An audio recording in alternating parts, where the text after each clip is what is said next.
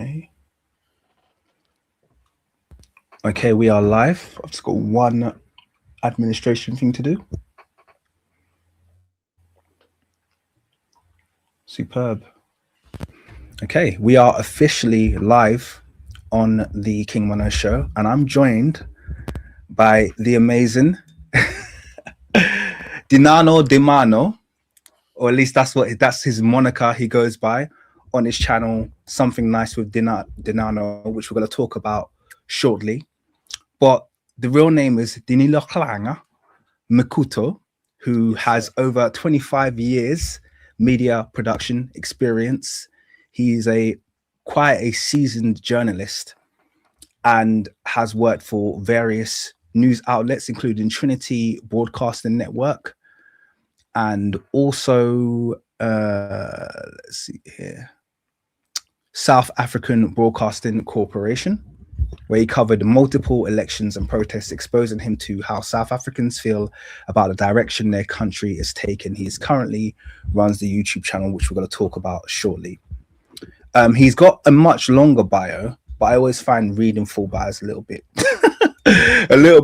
long-winded, and I think a lot of that will come out in the conversation anyway. So I just wanted to introduce you to I would say a good friend of mine, because we've become friends. I actually came on his channel probably eight or so months ago, I would say, but we instantly clicked. We just chat and joke, and I was straight away in my head planning trips to South Africa to go and meet him and chill out, because we just get on well. And I always know when I just get on well like that with someone. So we have that, definitely have a mutual respect, a shared energy, scarily similar in size YouTube channels, by the way, as well, in terms of number of subscribers, very, very close number of subscribers. And we just understand each other very well. And here's what's really interesting. Prior to any of this that is kicking off at the moment, because obviously the topic at hand is South Africa. And prior to any of this kicking off, as it is at the moment, with people having their various viewpoints about South Africa, immigrants, what the viewpoint or the perspective is, we've already had these conversations. So before South Africa and immigrants come to South Africa became the hot topic, we already had these conversations. In fact, he would say to me, you need to come to South Africa. And let me ask you, Dinano, what was my response? Do you remember what my response was? You were not interested because of what you are seeing in the news, or probably from the internet. I think, if my memory serves me well, that was your response. Yeah, my response was I wasn't interested. And this is before anything kicked off. So this isn't like a response to recent xenophobic attacks. And that was actually due to people I had known who had been there. So it wasn't just like news. It was actually friends of mine who are Nigerian who have been there. And one of the reasons I didn't want to go is because I'm very, very particular about the way that I'm treated when I go somewhere. It can be the most beautiful country in the world, but unless I'm treated like a king, I'm gonna have problems. It's just the way I'm built. I have to go somewhere and know that I'm gonna get the best treatment that's available. And I guess the recurring theme I would get from South Africa would be that people would go, they'd tell me, report to me. My brother-in-law goes almost annually, who'd report to me how beautiful a nation it is. It's the most beautiful place he'd go. But then I'd also get the response that, but when they find out you're Nigerian, they're a bit funny. And that's enough to put me off. You know, that's enough to just do you think if you'd come here, people would think you're Nigerian? With the way you speak? No, they'd think I'm British. But they'd ask inevitably, wouldn't they? They would ask. And this is where I was gonna go. I don't want to ask you questions, but I'm too used to asking questions and not. You're very welcome to. Okay. Are you more concerned about what happens to you personally? You made reference of being treated like a king, or are you also concerned with how your people are treated? Because the reason I'm asking this, I'm thinking you'd be treated like a British person here. And I would like to think treatment of the British versus treatment of a Nigerian here is a bit different. Speculation on my part. I don't have facts. And After having this conversation with my friend, with a cousin, I've been saying, let's bring facts on the table. I don't have the facts, so I'm speculating. Do you think you'd be treated like a Nigerian with an accent like that? So that's a very good question. And the answer is this is where my frame of reference is coming from is would I be treated better than a Nigerian with a Nigerian accent, you know, a strong, you know, Lagosian accent, whatever? Yes, undoubtedly so. Would they still be funny with me because I'm of Nigerian descent? Yes, because one of the things I mentioned to you, and I think I'm going to stand by this as well, is that I do think South Africans are racist. I think South Africa, black and white, and I think you may or may not remember me saying this, but I feel like South Africans are racist, both black ones and white ones. They are racist. White ones are unanimously so. I don't get on with them at all, and I never have, and I've met more than I can count. And they're always either overtly racist or they think they're not racist because they talk to black people and they don't know that that itself is racist. You know, so you got those ones, and then when it comes to the black ones, you get this very unique kind of disrespect, I would say, that you get from South Africans, and aggression, disrespect and aggression that you get from black South Africans towards towards other black people.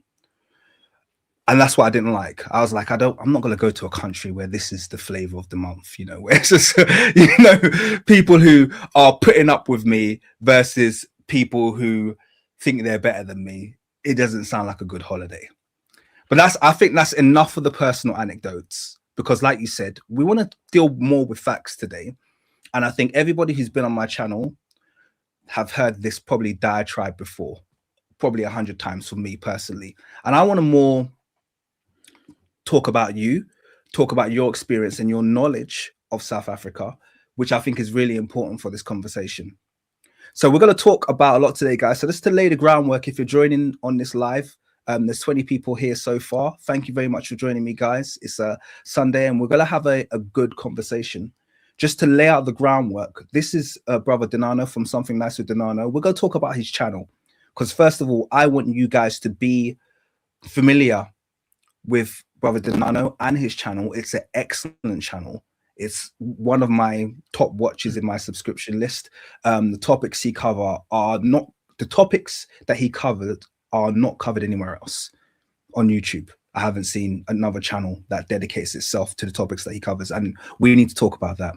But then we're going to talk about a documentary that he's done. So this brother here has done an on-the-ground documentary in South Africa since the xenophobic, you know, or xenophobia, I should say. I'm not going to say the xenophobic attack. That sounds very, very fabricated or exaggerated. Maybe not, but we're not going to talk about that.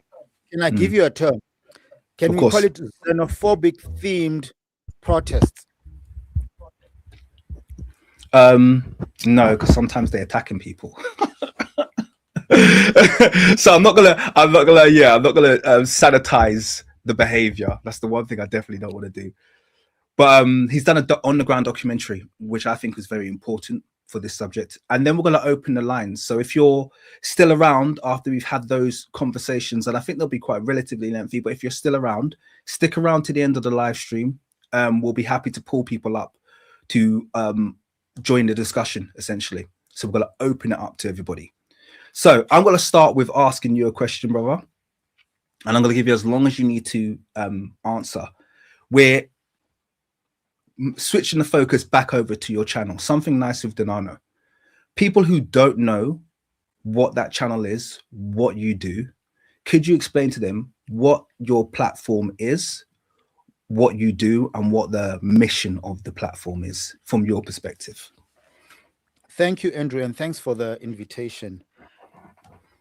As I said, it's weird for me to be on the other side where I get asked the questions.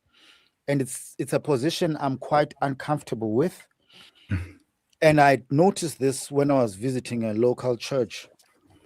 And I was approached by a lady that I grew up with. I was with my family. Then she she stood there and she started asking me all these questions. And I just told her straight off, you know what? I'm not comfortable with the questions because I'm usually on the other side. So it's fine. Can we end the conversation? But that's not my posture today.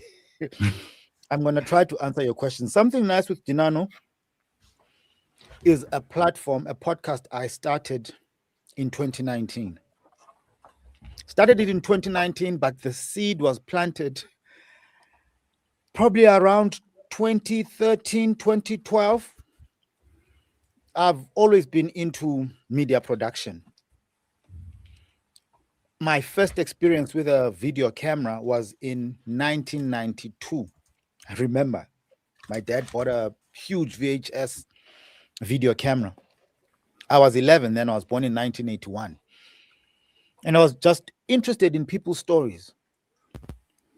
When I built the platform, it was initially to engage famous people on their lives, their successes. Started off that way with a gentleman I respect, guy who grew up as a close friend of my brother's, became a DJ from my hometown, and then ended up working for this national radio station here in South Africa called Umhlobo Wenene, which is the biggest isiXhosa radio station in the country. Approached the guy, he agreed to come on, didn't give me any problems. But along the way, I've heard people that I thought, you know, it would be smooth sailing to get them on the platform, but they gave me the biggest headaches. Write an email, send me a detailed brief. Quite frustrating. These are people you know, you grew up with, and you find strangers sometimes who don't know you from a bar of soap, and you approach and they be like, of course, I'll come on.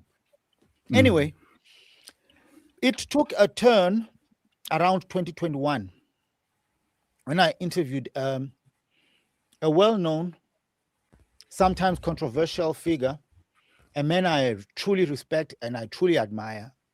His name is Joshua Maponga, called Bishop Joshua Maponga or Marara Maponga. I don't know if you know of him, but he's well known in the Pan-Africanist circles. He came on. And could you just give a very brief overview of why I would or should know him? Just so the because he's a prominent African voice who speaks to matters that Africans should be focusing on. Do you know of him? No. Bishop Maponga. He's been to the UK too. He's been invited there by, I think, some diaspora bodies to speak on matters of Africans and Africans in the diaspora. Guys like Wodemaya have had him on his podcast. There's a big podcast from Kenya, which is called The Alpha House. He's featured there alongside PLO Lumumba, who's another prominent voice in these spaces of Pan-Africanism. You do know PLO Lumumba? I know PLO Lumumba, yeah. So you'll see Maponga, Maponga. Anyway, he's a sharp mind. We used to go to the same church. He doesn't know me. I knew him, of course, because he was a pastor there in the Adventist church. So I approached the guy, called him because I got his number. And this one morning, because I'd been pestering him a couple of times, and he just said, come through. And I drove to his house. We had a fun time there. He engaged me. Very African type person. When I say African type, I don't like to use this term when it comes to Africans, because a friend of mine woke me up to why we are seen this way or why we are this way. The term humble. Ironically, my father's English name is Humble. But anyway, he was humble. I think he's a big figure, man. He's really a huge guy in terms of his, not his stature, but in terms of his profile, right? So we spoke, good interview. One of my biggest interviews. Currently, it's at about 1.3 million views. And that pivoted the direction the channel took. And I've had another big person in the Hebrew Israelite community, the leader of the IUIC, Israel United in Christ, Bishop Nathaniel. He came on board. His people locally reached out. He came through. We had a good conversation. That one is probably approaching 900,000 views. So Yeah. those two were critical to me pivoting to the topics that I speak out, which are topics centered around the Bible and how the Bible is an African book telling of African people and their history. Yeah. And now we are moving towards trying to find solutions to our problems as African people. Could be African people in Africa or African people in the diaspora. And why I think this is so important, Andrew, we know our problems. We can't keep talking about our problems all the time. At some point, we need to stand up and find solutions to our problems. So that's what the channel is about. Now, the mission, this came to me a week ago, the mission. I'm glad you asked me about it, but I want to read it to you. Thank you for that particular question. And for some time, I was winging this thing. I think at the end of this month, the channel had been in operation for 7 years. And as I'm saying, I've been winging it for 7 years, right? Yeah. But when I had this interview last week at the SABC, I came up with a vision for the channel. So here's is it the vision, the goal, or the mission? But here it is. The Bible for centuries has been used as a tool to oppress, divide, condemn, and shame Africans. In realizing that the Bible is an African book, we are now using it as a tool to liberate, unify, encourage, and honor Africans. Amazing. You know what stands out about that last quote that you just read as well is this, it somewhat marries to the mission I have on I'd say my other channel, The King's Monologue. This channel is just political chat. But the other one, the mission I have on that channel is that, well, essentially, when I first started doing research, you come from this place, or at least I did particularly, came from this place where I thought history was one thing, or I thought I had one thing to prove. So I've gone in and I'm like, okay, I've got this one thing about history that I know really well, and I'm able to prove that. But then as you start to peel back the layers of history, you start realizing that it's something completely different. Now, the reason I'm saying this is because one of the things, the biggest things that I'm realizing is that Africans and Black people, I don't like to say just Africans because we're native to every continent, but let's say Africans and Black people are embedded in the history of in virtually every part of that we can think of. We're just embedded everywhere. So all of these things that I thought I was going to end up rejecting. So one of the things you could say was the Bible. Oh, this white man's religion, this white man's book who came and it was used to colonize Black people. But then you peel back the layers and you're like, hey, we're here. Wait a second. This language, this language is looking a lot like ours. These places are looking a lot like ours. These people sound a lot like our people. And that in itself is very, like, I think that's critical. I think that's critical to us understanding who we are as a people. It's not just finding a Black person here or saying, you know, finding a Black inventor there. It's actually coming to the realization, and this is one of the reasons why I love your channel. It's a place where you and your audience are comfortable. It's not even a case of new. It's like, no, they're comfortable in the fact that this is tied to their history. This book is tied intrinsically to their history, which I think is very powerful. That's one of the reasons why I rate your channel very highly, because it's not even a place where I'm necessarily coming to get the latest revelation. It's just a place where I know both yourself and your audience are very, very comfortable. No, you can't convince us otherwise. Now, we know enough about this book. Sorry.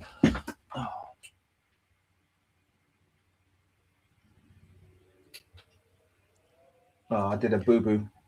I forgot to put my fan on. My camera's about to go off. I forgot to turn my fan on. Oh, okay. Man. It will turn off, but I'll have it back, but it will be off. That's fine. Should I talk in the meantime? Yeah. Feel free Okay. to. I'll finish my thought. Let me finish Okay, my thought. so on what you're saying, the approach is not that spiritual. We will have spiritual people every now and then, but my approach is more practical, and I want it to be based on facts. So it's an open platform for diverse views, but I think the common ground for most of us, the people that watch the channel and follow the channel, is that we believe in the Bible. And we believe that the Bible mostly tells of our story as African people, or specifically African people. But now there's a narrative that's been out there for the longest time that says that no, this is a European book. This book was brought to us by Europeans. And we're saying that is not the case. People will speak or make reference to the King James Bible. For some time, I thought it was the Bible, the 1611 edition, which was the first edition of the King James to be printed. But there are Bible manuscripts or Bibles that predate that. The Gutenberg Bible, which is from the 1500s, which is probably, arguably, the first published or printed Western Bible. But before then, there were manuscripts on papyrus or old forms of writings that were not printed, but maybe I'll use the word published in places like Alexandria in Egypt. This is Africa. And these events predate the invasion of our continent by our colonizers. So we went on a deep dive yesterday on this topic, and we had Bible proof to prove that actually some of the things that happened in the Bible happened here. Now, this is a platform that I'm also learning from. I don't have all the knowledge. In fact, I get most of the knowledge from my guests and the people who support the channel by viewing and otherwise. I've learned a lot from them. In fact, one of the people that sparked the conversation for these 10 verses that we looked at yesterday that prove that the Bible is an African book was sparked, or I had heard from a gentleman from the US. He goes by the name of Sir Ahmadiel Ben Yehuda. He said on one of our interviews, there are more than 1,500 references to Africa, locations of Africa, and people of Africa in the Bible. I was taken aback. I thought this was a huge number. So obviously I wanted to delve into it. I did. And having consulted and did my online research and consulted one of these large language models, it said, yeah, about 1,400 references. And they go as far back as the first book of the Bible, the book of Genesis. It speaks of a place in Ethiopia.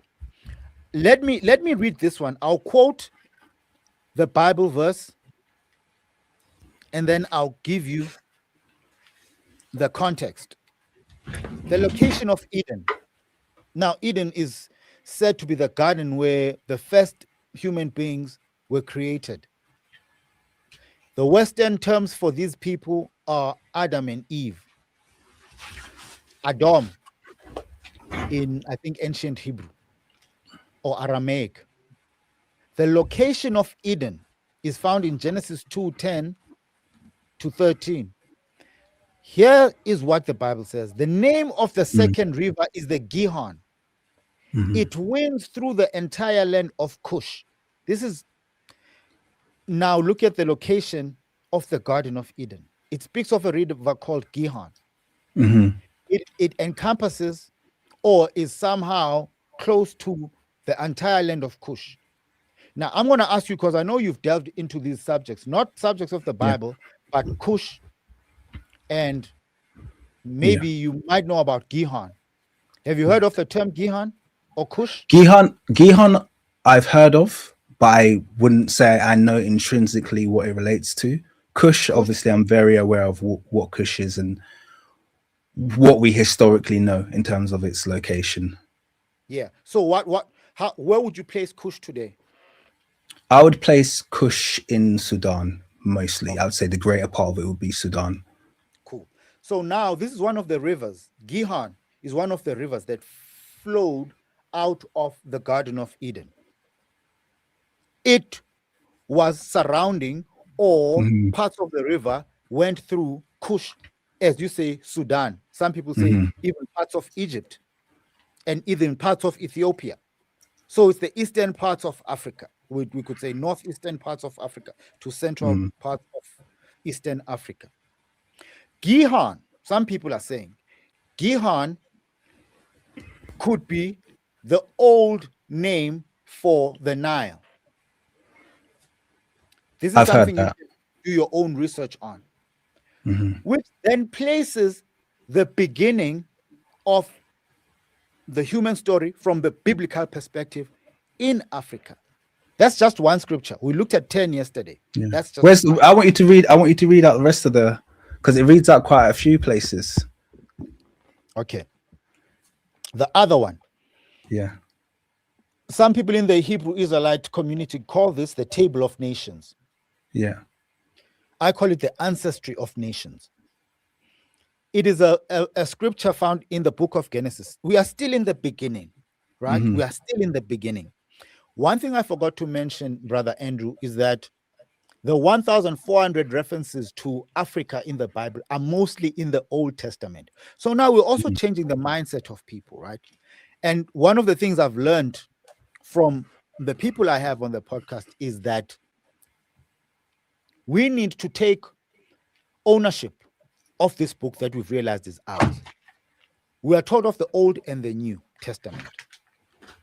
Brother Yishai, one of the closest friends of the platform, says, no, it's the Hebrew and the Greek Testament, the Hebrew being the Old.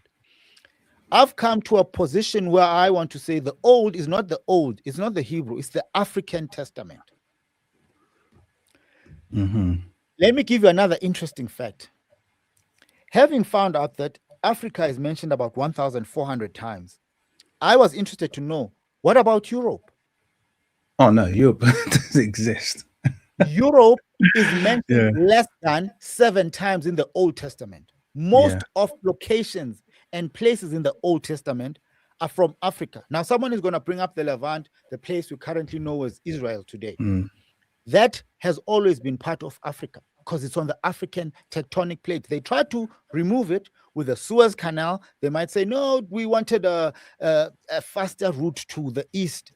I don't know, but it's on the same tectonic plate as Africa. So, well, there's gone. Yeah, no, carry on. No, I was just gonna say it's interesting because there's 2 issues there. The first one is that during colonization, the Europeans did a lot of playing around with toponyms, with the names of places. They did a lot of moving around and renaming places that weren't historically named those places and granting them those names. And I would also say, secondly, that the part of the world that we're talking about, the Levant and the Arabian Peninsula, I am of very little doubt that that was just an extension of Africa. Those were essentially black people. Those were black people. And actually, I've got a very strong idea what the ethnic groups were that were there. They're not the ones that are there at the moment. But that's a that's a whole other piece of research that I'm working on at the moment. But I'm looking forward to. Let's try to prove it. Let's try to prove it. I don't know if my limited proof would be enough. Well, this is why I wanted you to read out the rest of the names in Genesis, because I've got there's some interesting. Just on that part, let me just use a simple example, which I heard from Mr. Maponga. We are told that the one they call Jesus Christ, which we've now come to realize from this platform, that his name was never Jesus Christ. He never looked like the way he is made to look. White boy, blonde hair, blue eyes. No. Because in Africa, there are no such people. Okay, they came through, but they were never here before. we've come to know that his name was either Yehoshua or Yeshua, right? Because it couldn't have been Jesus. The letter J is new. Look it up. So this person would have never been called Jesus. Anyway. Well, the letter, can I just correct that quickly? The letter J is new to Europeans. The letter J is actually archaic to West Africans. Okay. So it's thousands of years old, you know, and I've pretty sure that we introduced the letter J to Europe. So that's a whole nother line of thing. That would be around the 10th century, 9th, 10th century. We introduced the letter J to Europe, which is why they incorporated. But and the letter J is actually around 1500, 1600, right? Yeah, I think they had it. The French had it from around between the 10th and the 13th century.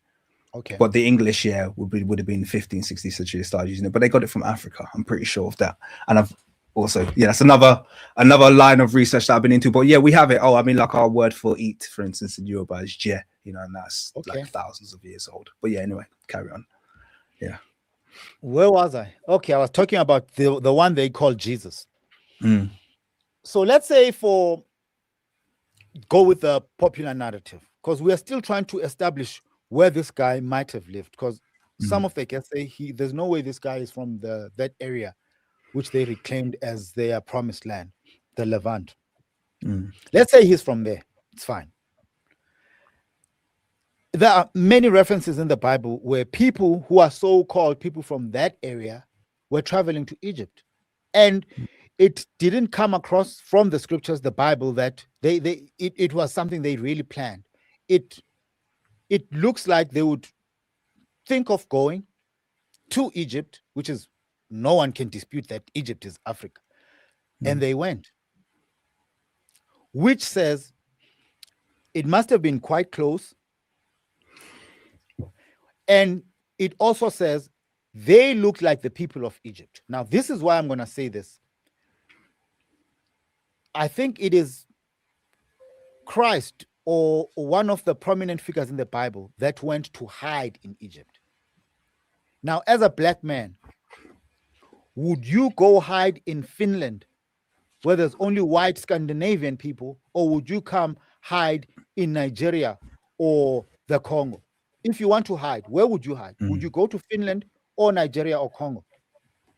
Are you asking me as a black man or as a Nigerian man? As a black man. As a black man. As a black man, yeah, I'll definitely go and hide where there's black people. Yeah, because you won't stand out. If you go hide in Finland, you stick out like a sore thumb. So the parents of this figure, I think it's Jesus Christ. Correct me if I'm wrong. Some people might be more knowledgeable than I am. I'm not the custodian of knowledge. I am learning. Even at this old age, I am learning. So these guys came to hide in Africa because they looked like the people they were hiding amongst. That's one of the things. Let me give you another scripture. The Table of Nations. This is what the Hebrew Israelites call it. We call it the Ancestry of Nations. Genesis chapter 10, verse 6. It speaks of the sons of Ham. Now, Ham is one of the sons of Noah. Here are the sons of Ham, right? And then the Hamites came out of these four guys. Cush, you know Cush, right?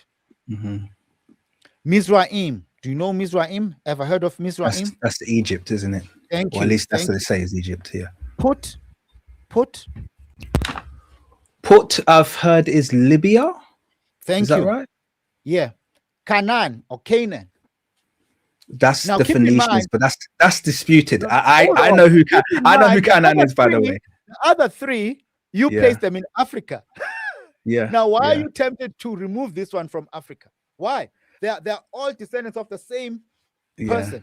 Why are you tempted to remove this one? I think that, see, this is where you'll get me saying stuff that I don't want to reveal just yet. But the people who we call the Canaanites are 100%. In fact, they're very African people, very, very African people. But they had a very specific role in history in terms of introducing different writing systems. But close your channel and just join my channel. You're on the same page already. Yeah. So I think we've got the same understanding of this thing. Yeah. And then there's something that's spoken of, which is critical to some of the things we look at on the channel. Canaan land, or Canaan's land, which is also known in Christendom as the promised land. Now, if through our limited knowledge, we've established that Canaan is the sibling of Put, Libya, Africa, Misraim, Egypt, Africa, Kush, Sudan, Ethiopia, Africa, then why wouldn't their sibling be an African? In the Table of Nations, here's the context. In the Table of Nations, Ham is the father of the African peoples. Kush, which is Ethiopia or Sudan, Misraim is the Hebrew name for Egypt, and Put is Libya or Somalia. These nations are central to the Old Testament long before any European or Japheth or Japhetic nations appear in the narrative. This is early on in the Bible, people. This is in Genesis. Genesis, we are told, means the beginning. This is the beginning of the Bible. And who are the major players? Yeah, I'm definitely with you here on this one. Definitely. I would also add that, so, I mean, going into the sons of Noah, you mentioned Japheth there, or Japheth, yeah? Are you suggesting that the Japhethites are specific part of the modern world? You mentioned Europe. Is that what you were saying? Or would you say there's a specific son of Japheth who is a European? What's your just from your view? Myself, I have not personally done any research on Japheth, but guests that have come on do say that the descendants of Japheth today are the Europeans. That's what they say. I can't stand here and defend that. I have personally not done any research, but now I'm quoting some of the guests that have come on the platform. People like Ron Dalton Jr., who is also a very prominent voice in these spheres. You might not know him, but his book caused his documentary caused a bit of controversy in the US. Do you know the story of Kyrie King and how he was made to apologize after Kyrie Irving, right? Sorry, not Kyrie King. Thank you, Kyrie Irving. I'm too much into athletics. I'm thinking of an athlete, a track and field athlete. Kyrie Irving, you know his story, right? Yes. He retweeted a documentary that says Hebrews to Negroes. So not Negroes, Hebrews to Negroes, which was done by this gentleman who's a friend of the podcast and a friend of mine, Ron Dalton Jr. In his documentary, you have him on quite regularly, don't you, Ron Dalton? Yeah. No, he's a friend of mine. We communicate quite a lot. So on his documentary, he's also written a book on the same subject. He actually has 3 volumes on this topic. So he's done extensive research, he's traveled. And what I like about Ron, he's a bit different from me and you, Andrew. I hope this is not going to make us look bad. I say I respect people who do research, not desktop-based research, but on-the-ground research. So he's an American dude from Detroit who has traveled to some parts of Africa as part of his research for his documentary. Unlike Dini, who's doing desktop-based research. So I respect such people, and that's why I hold Ron in a high regard, because I know he's been to places, he's been with people, he's spoken to people, gotten their stories, spoken to people from West Africa, spoken to people in East. To be clear, I'm a big traveler myself, so I'm a big traveler. I've been to pretty much every single major European museum. I've been to Egypt. I go to West Africa quite a lot. So I do travel quite a lot. No, sorry. I shouldn't have. That's okay. I'm the ignorant guy. I'm the desktop publishing guy. I can't hold that with you, bro. I'm sorry. Yeah, I come from a digital news background. Desktop publishing, which is the worst kind of journalism. But that's me. Sorry. But those are some of the things we talk about on the platform, Andrew. Yeah, I love it. And I mean, we could talk about the Hebrews to Negroes thing without going into too much detail, but just the double standards that exist in terms of how much, Kyrie Irving was forced to apologize and to do all of this, you know, pageantry to make up for the fact that he simply retweeted out something that I think was important for Black people as a part of our broader history. I'm definitely not one of these people who say just focus on this one thing. That's one of the things that you'll notice. Like, I'm quite comfortable to have you on this channel, share what your thoughts and your beliefs are about African history, but then I'll open up the door to lots of different thought processes, because I think our history as Black people in the diaspora, on the continent, throughout the world, is so multi-layered and so multifaceted that we will rob ourselves if we think it's contained in one book. You know, it's not. It's all the books. Yeah. And even one of the points I was going to raise is even looking at the biblical lineages as you were mentioning them. And you're like, oh, I think Japheth is Europe. I'm like, I've looked at this now. And for me, when I look at the Bible, by the way, I just view it as a source of history. It's a history book to me. And I don't elevate it. And that's not to disrespect anyone who does, but to me, it's just a history book. There's loads of ancient texts. And to me, it is an important ancient text.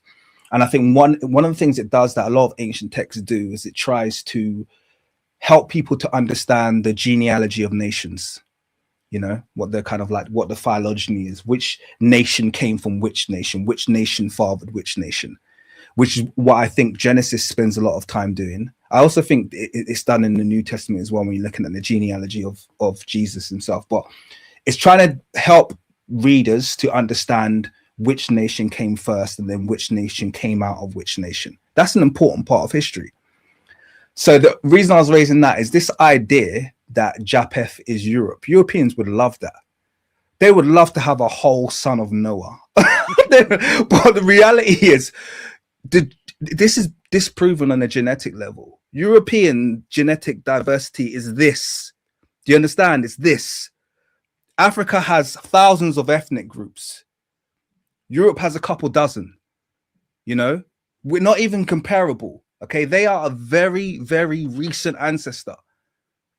So we're talking about a son of a son of a son of a son of a son of a son of Japheth. That's what I'm looking at there. I'm looking at Shem, Ham, and Japheth, all three of them as Black men. That's how I'm looking at it.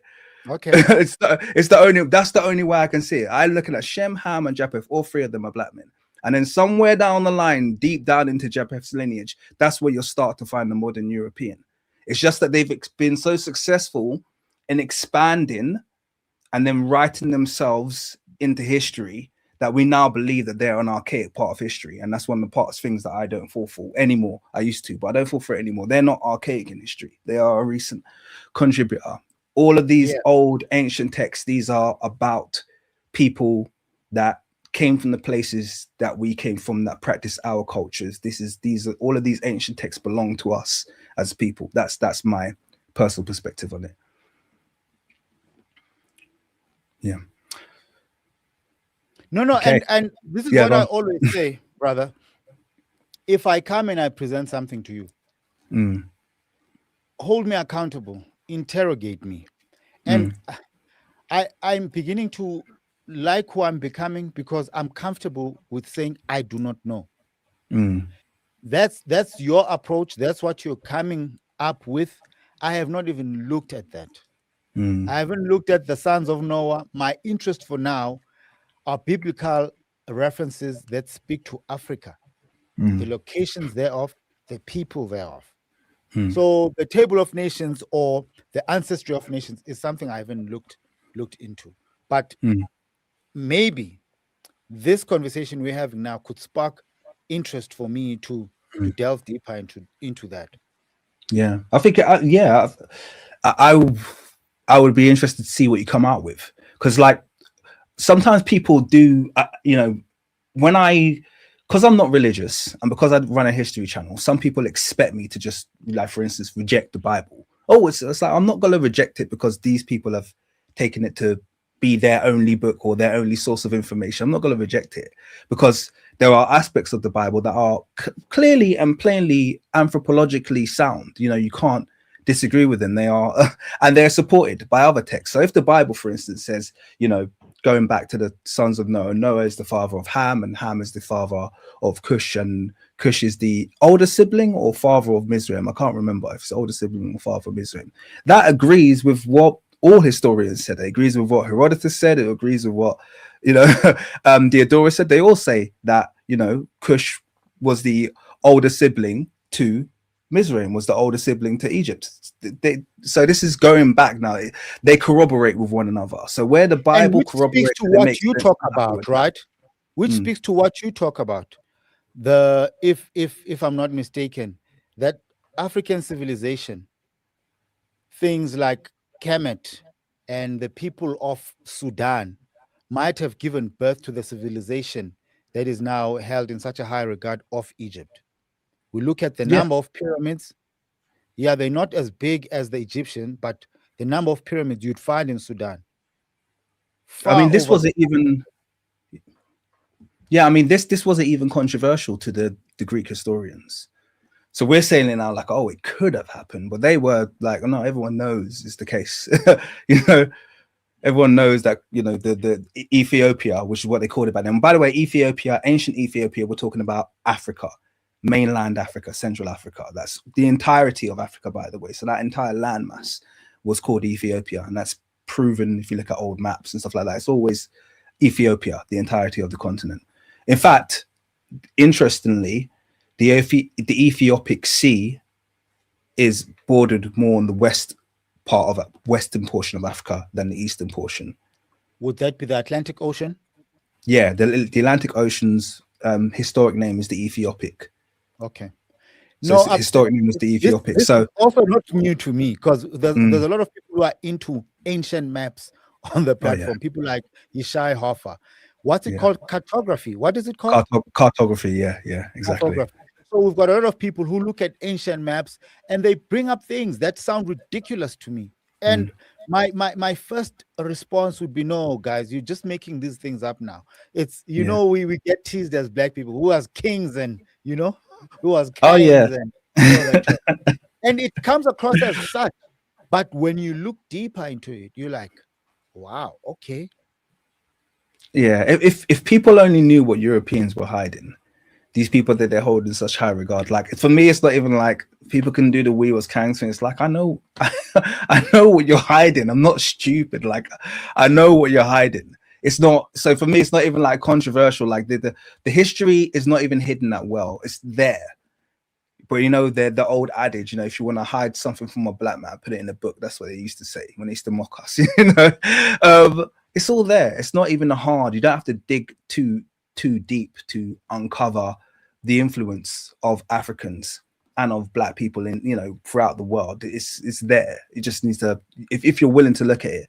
So anyway, I was talking about Ethiopia. So Ethiopia is associated with the entire continent, and it was very, very established to the ancient Greek historians and the chroniclers that the order was Ethiopia, then Egypt. In fact, that's Egypt.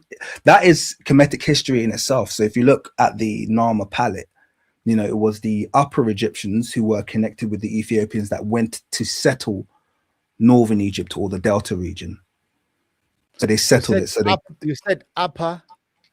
Yeah, so upper is lower. So upper is the south, lower is the north. Yeah, we've spoken about such things. So that's why it was good for me to call you onto the platform, because I knew somehow we'd have common ground. I nearly did this.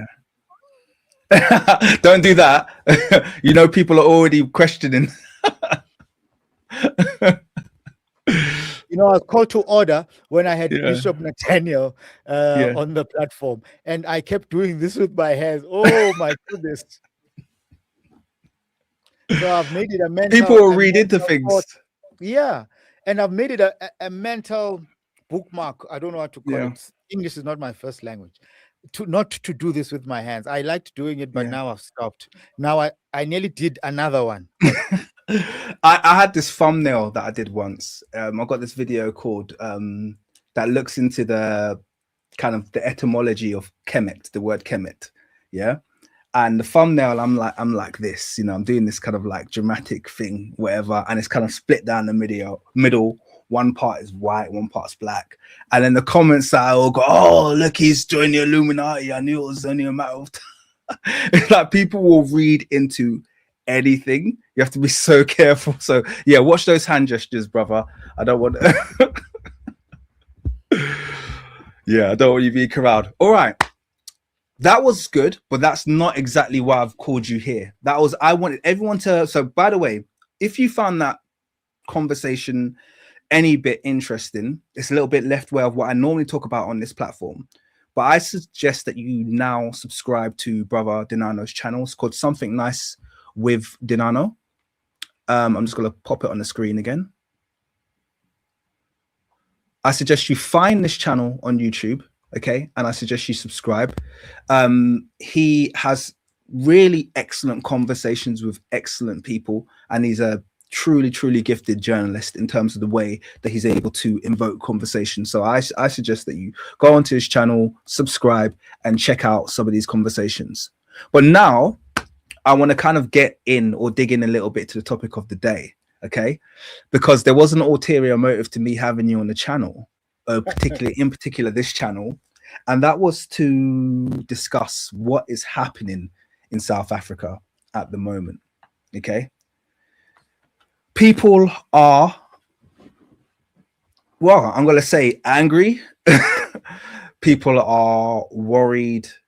People are, I would say, in fact, I'm going to go out on a limb and say this event has created more division in the African community than any recent event, possibly since apartheid.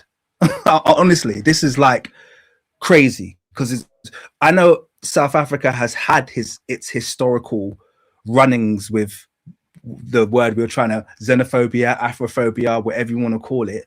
I know this is historic because, like we said before, we had the conversation before this recent spate even happened. But this recent kind of rash of events that's taken place has caused, you know, the Nigerian government to speak up, the Ghanaian government to speak up, the Mozambican government to start some kinds of sanctions. We're seeing a lot of reaction this time around. People really aren't happy. And I'll be honest with you, I took some time to sit back, digest, absorb what was going on the ground. And I'm going to be really honest with you right now. I want to write something down. You said you digested what's going on the ground. I need to note that down because I'm going to ask you about that. Please do. You're part of my digestion of what's going on the ground. So from South Africans, hearing from them. And I'm going to be honest with you. I'm more angry now with Black South Africans than I was at the start. And I thought I was going to go in the opposite direction. I thought I was going to be talked around into their way of thinking, or at least my empathy was going to grow as I heard from more and more of them. And it does seem to be relatively endemic. It seems to be a really strong support for this Afrophobic sentiment. It feels supported. It feels like there's backing. It feels like there's almost, I wouldn't say consensus, because you're obviously not consensus. You have a Pan-African perspective. You have a Malamarist outlook on things.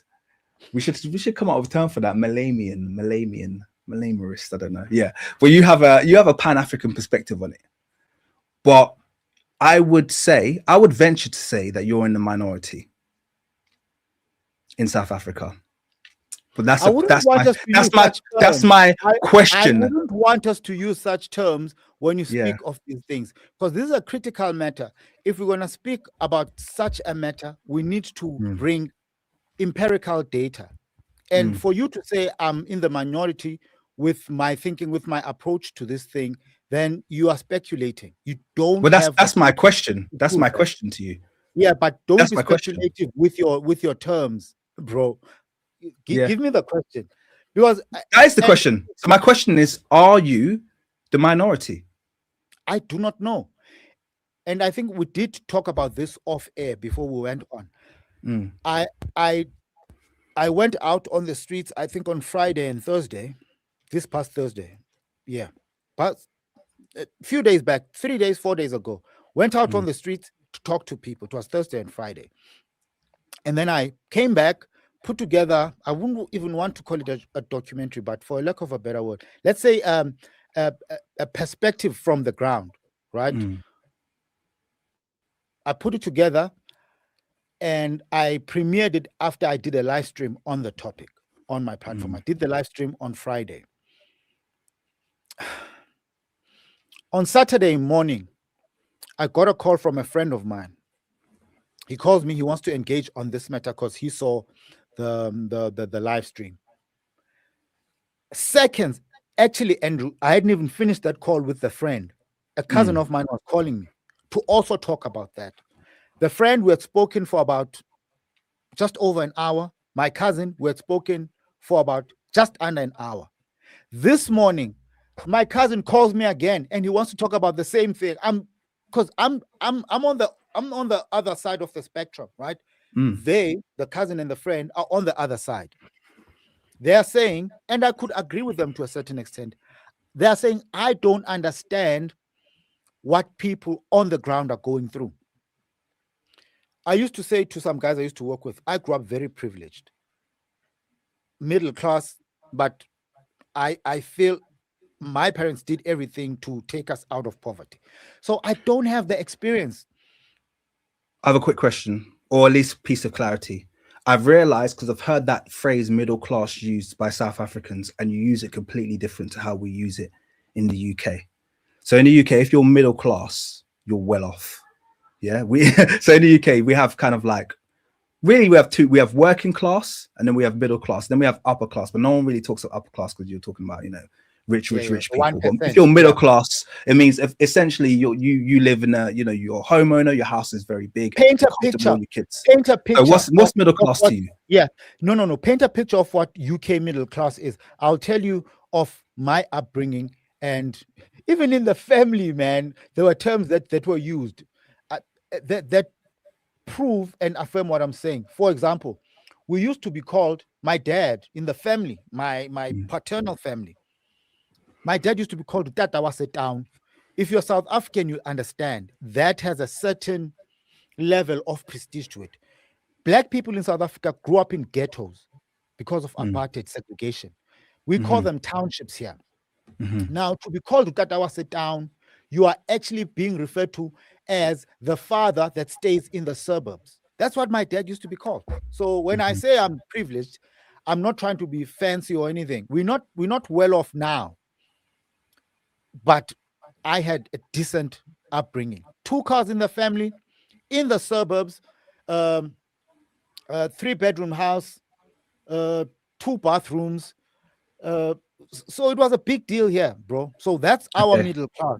2 parents are working. So that's 2 parents are working. Yeah, we can afford. This is a big deal for Black people growing up in the 80s. We could afford to go on holiday for 7 days every year since 1990. This ended around 2003. So hey, people struggle to do that in the UK, man. So that's that's not a big deal. I mean, that's a big deal. Sorry. So I can't speak for people who live in townships in the ghettos. But as a Black person, you are not an island. I've always had interactions with townships. I grew up in a township. I was born in a township. We moved to a semi-township town place called Bisho, which was the capital town of a Bantustan, apartheid things. And then we moved to a formerly white town in 1992. So my experience. Can you? I'm gonna pause you again really quickly just to explain what a Bantustan is as well, because you're saying these terms and they're important because I think they're gonna help everyone to understand background a bit, and then carry on your point. Sorry. Okay, so do you want me to explain what a Bantustan is? You could come back to it, but I just want to just put a pin in that so you know that I need to. So I grew up like that, and I still stay in a suburb, but I'm not well off. I'm not rich. I think this middle class term is also a facade. There's a a politician who's known here in South Africa, Mzwane Lemanyi. He once said something that was very powerful. He says, we take pride in being middle class. And he said something that resonated with me. He said, these middle class people, or so-called middle class people, are one paycheck away from being poor. If as an employed person who's, say, I'm a manager. My dad was a manager, actually. That's why we could do so well in the 80s in a bus company. Now, as a manager, if you lose your job tomorrow, you don't get a paycheck at the end of the month or the end of next month.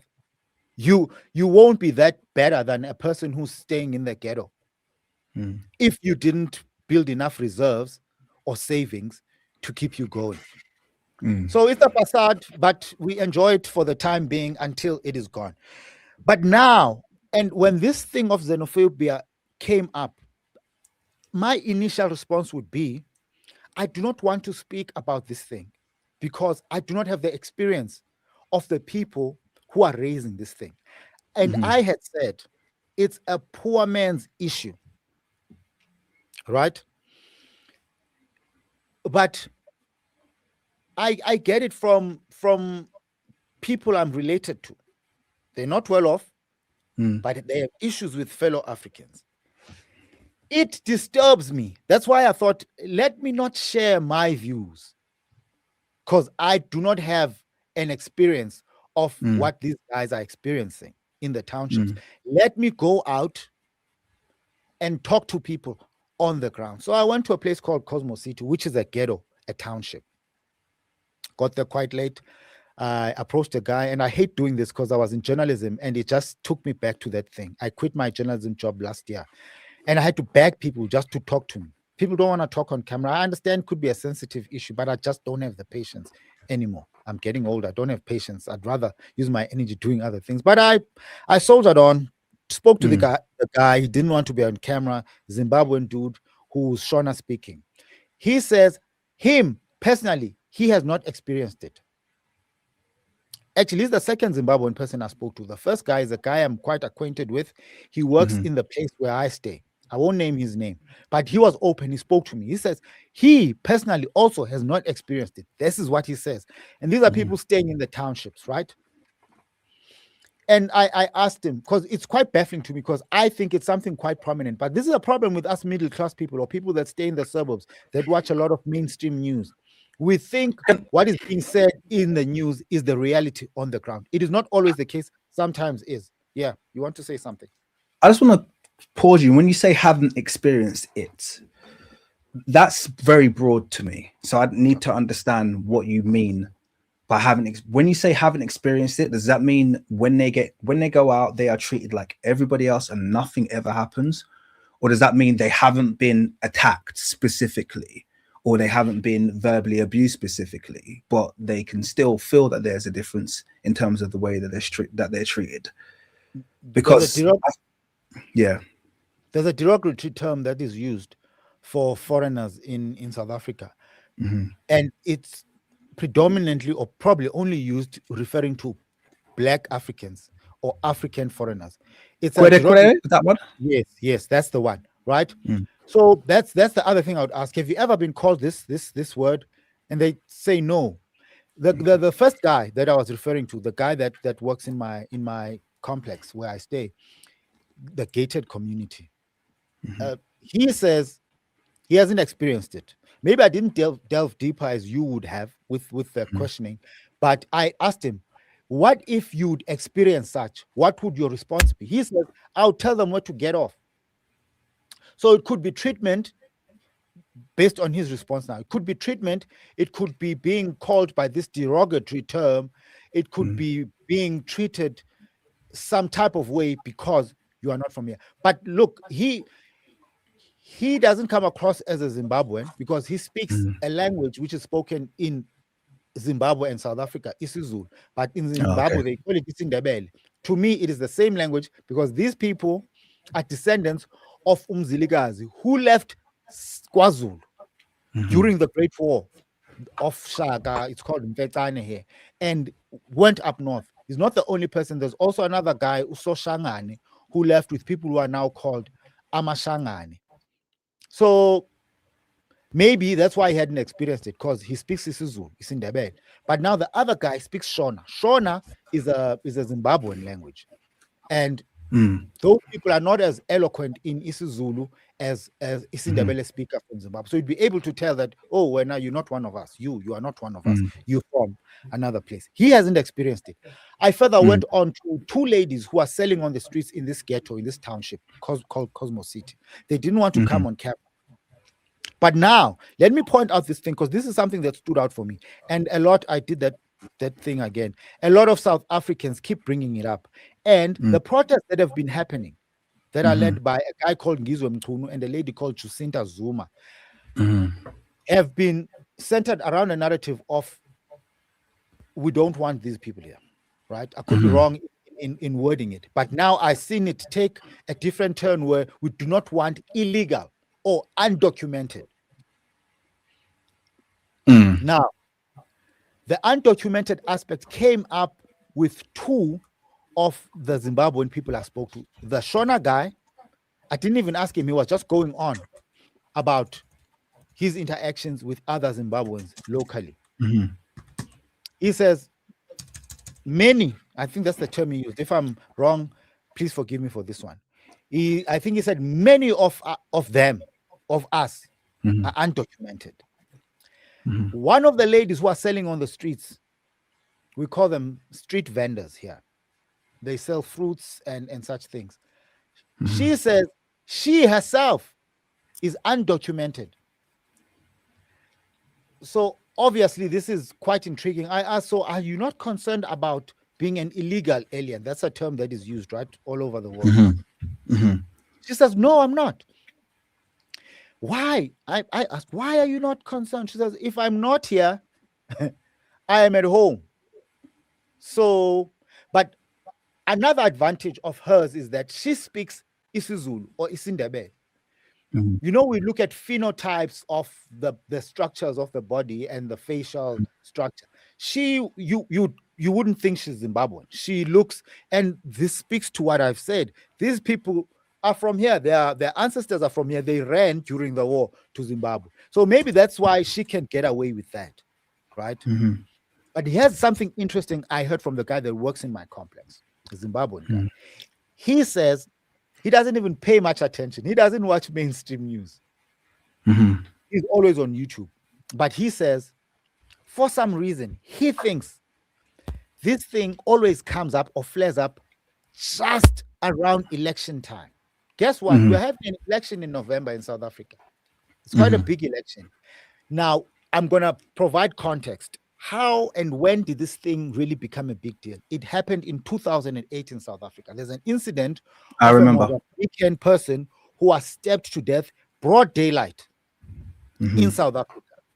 What happened in 2009? There was a major election happening in South Africa.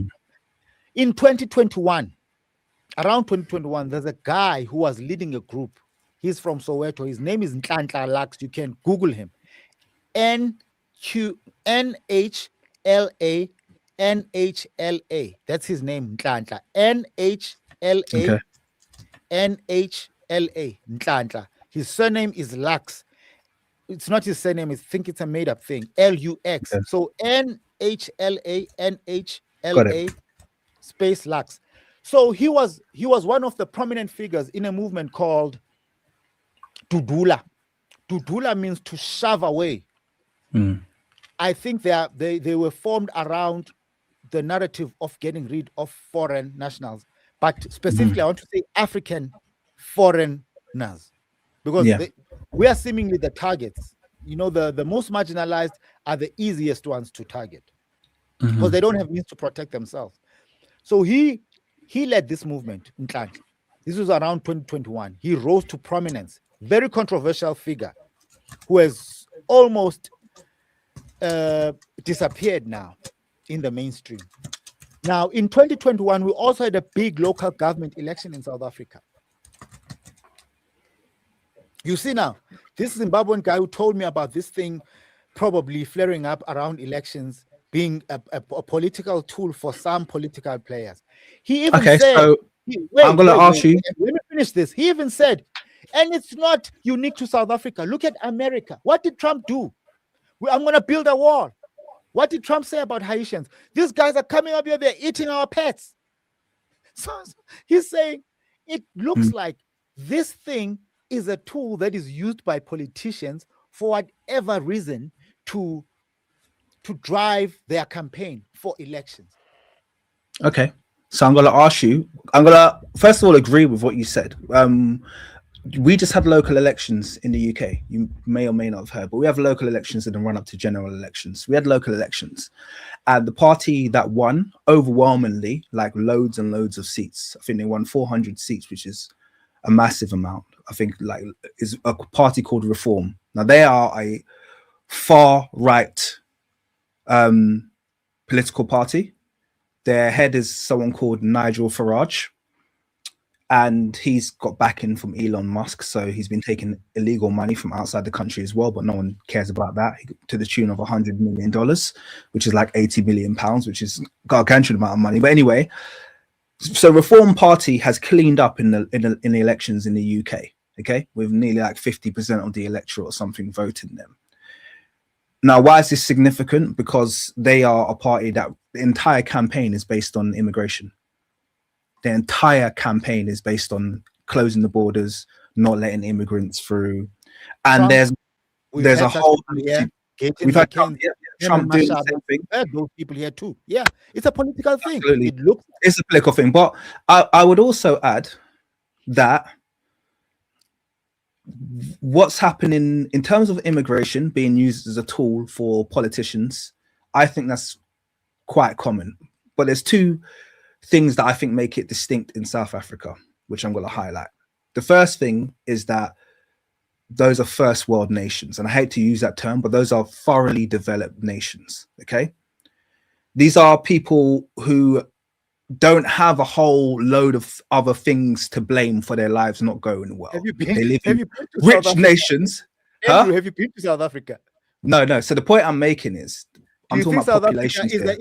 Is a proper third world country or no. Listen to the point that I'm making. The point is that the population that are complaining in these nations aren't the immigrant populations. They're not the disadvantaged strata of the populations. They are the whites, the people who classify themselves as the natives, even though they're not, but let's say they are the natives of the population, okay, who live in a rich population, who live in a rich society, and they don't think their lives are going well, and they need someone to blame. And so blaming an immigrant makes sense, okay? They're not a people who, by default, are already second, third class citizens within their own nation, which, if we're going to be honest, that's what the Black Africans in South Africa are. They are people who have been cast, they exist in the caste system, and they have been cast to the third tier of that society. So that's the first issue. And the second issue is that irrespective... You talk about that first issue first before you go to the second one? You feel free to. If you want to respond, go ahead. I'll remember the second point. So are you by bringing up what you've just brought up, are you saying their struggles should not be the same? Because they are all feeling economic pressure. I think the common thing here is that everyone, from the rich to the poor, they're feeling economic pressure. And absolutely, if the ones that are poor are feeling economic pressure, who is their first victim going to be? The one closest to them, the other poor person. And I think this is the issue. But I do not want to speak for people, Andrew. I'm here. I'm going to tell you what's happening on the ground and what people are saying. But I do not want to speak for people because of the position I am in of not being there with the people who are raising this issue. You see, I could say the same thing about immigration in the UK, but you are there. That's the reality of the matter. It's not just the poor. It is some who are poor. You'd probably say a vast majority, but I don't think you're invalidated from having a perspective on this. And I actually disagree with that strongly. I do have a the idea that, because you don't live. Sorry? I do have a perspective. I do have a view on this, but what is it based on? Because no, my point is that you're not suffering from the presence of undocumented fellow Africans So in their this is community. where, I guess this is where it comes onto the point that I was making there. They are suffering, just like they're suffering in the UK. It's got nothing to do with immigrants. Changing the immigration laws is going to do zero to changing their circumstance. Anyone who's educated I in the agree UK, with you, and that's yeah, what yeah, we yeah. say. So that's clear. what Yeah. me and you So say, anyone, right? yeah, anyone in the UK knows that. But look, our views on this don't matter because it's not our experience. And this is where It doesn't. But my point is that, yeah. Let me land on this here. So my point is that it doesn't. You are, by nature of you being a part of that nation, yeah, and being a Black South African, you by default have a right to opine on this, and your opinion is as valid as the people who are poor. In fact, sometimes your opinion is going to be more valid than theirs because they're not well read on socioeconomics. They're not well read on the kind of things that impact a local. See, they might be thinking or seeing things from a very microscopic point of view. People often see the person who lives literally right next. Sorry, go on. Andrew, you are speculating again. I'm not, because I live in the UK. No, I'm not, because I live in the UK and I see people the UK blaming immigrants. No, but I'm explaining. You are saying the poor here are not as well read as I am. I never said that. I said there's a possibility. There's a possibility. That's exactly what I said. I said there's a possibility that you might be more informed than many of them.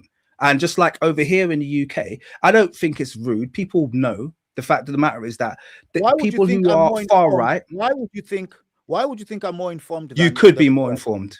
Why would you think? Because if you're gonna understand what causes economic hardship, yeah, being somewhere doesn't by default say I understand what causes the economic hardship. You might think you understand what causes the economic hardship and think, oh, it's him over there, but you have no idea. It's got nothing to do with him.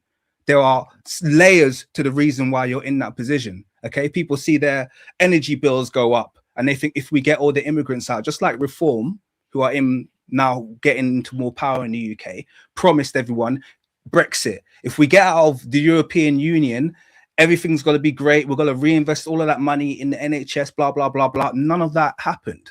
Okay. There are immigrants in the UK. The immigrants can be problematic. I'm not going to lie. At the end of the day, I say everyone comes with their own baggage, just like English people are incredibly problematic. Yeah. Everyone's got their kind of like problems that they bring to society, but also their good points. But the point is that there are immigrants here. They can be problematic, but they're being used as a scapegoat to people who, for all intents and purposes, aren't very educated. And that's going to sound very cruel, but that's the fact of the matter. They know how to manipulate people who aren't educated to say these people are your problem. And it stops you from actually looking at the core issues that are the reason why there's poverty. Yeah, I think I see a bit of that here too, bro. Yeah. And I'll say that was point one. The second point I was going to raise, and this is probably the more important one, and this is where I'm going to hand over to you again, is that irrespective of immigration being an issue in right across the developed world and in many nations, in fact, most nations around the world right now, South Africa's behavior is still unique. What is their behavior? What is this in behavior? Forming militia, forming these groups and pushing people out of hospitals, you know, attacking people? That's unique behavior. Yeah, that's quite disturbing. That is very disturbing. I've seen such videos, and they are not from this flare up, right? These are from a couple of years back. No, some of them are new because I've gone to their website. Reality, the guys, I think they belong to a group called PA. Is it Progressive Alliance, PA or something? They're a small that are trying to become a political party. Patriotic Alliance. Patriotic Alliance. Thank you. These guys, Patriotic Alliance, they also campaigned on a slogan which is called Abahambe. Abahambe means they must go, and it was specifically targeting, and I hate using African foreigners, let me say Africans from other countries, and they gained a lot. I don't know if it was because of that slogan, but they did get a lot of support. There's also another political party called Action SA. Their leader is called Herman Mashaba, successful businessman who started a hair brand, hair cosmetics brand in the 80s called Black Like Me.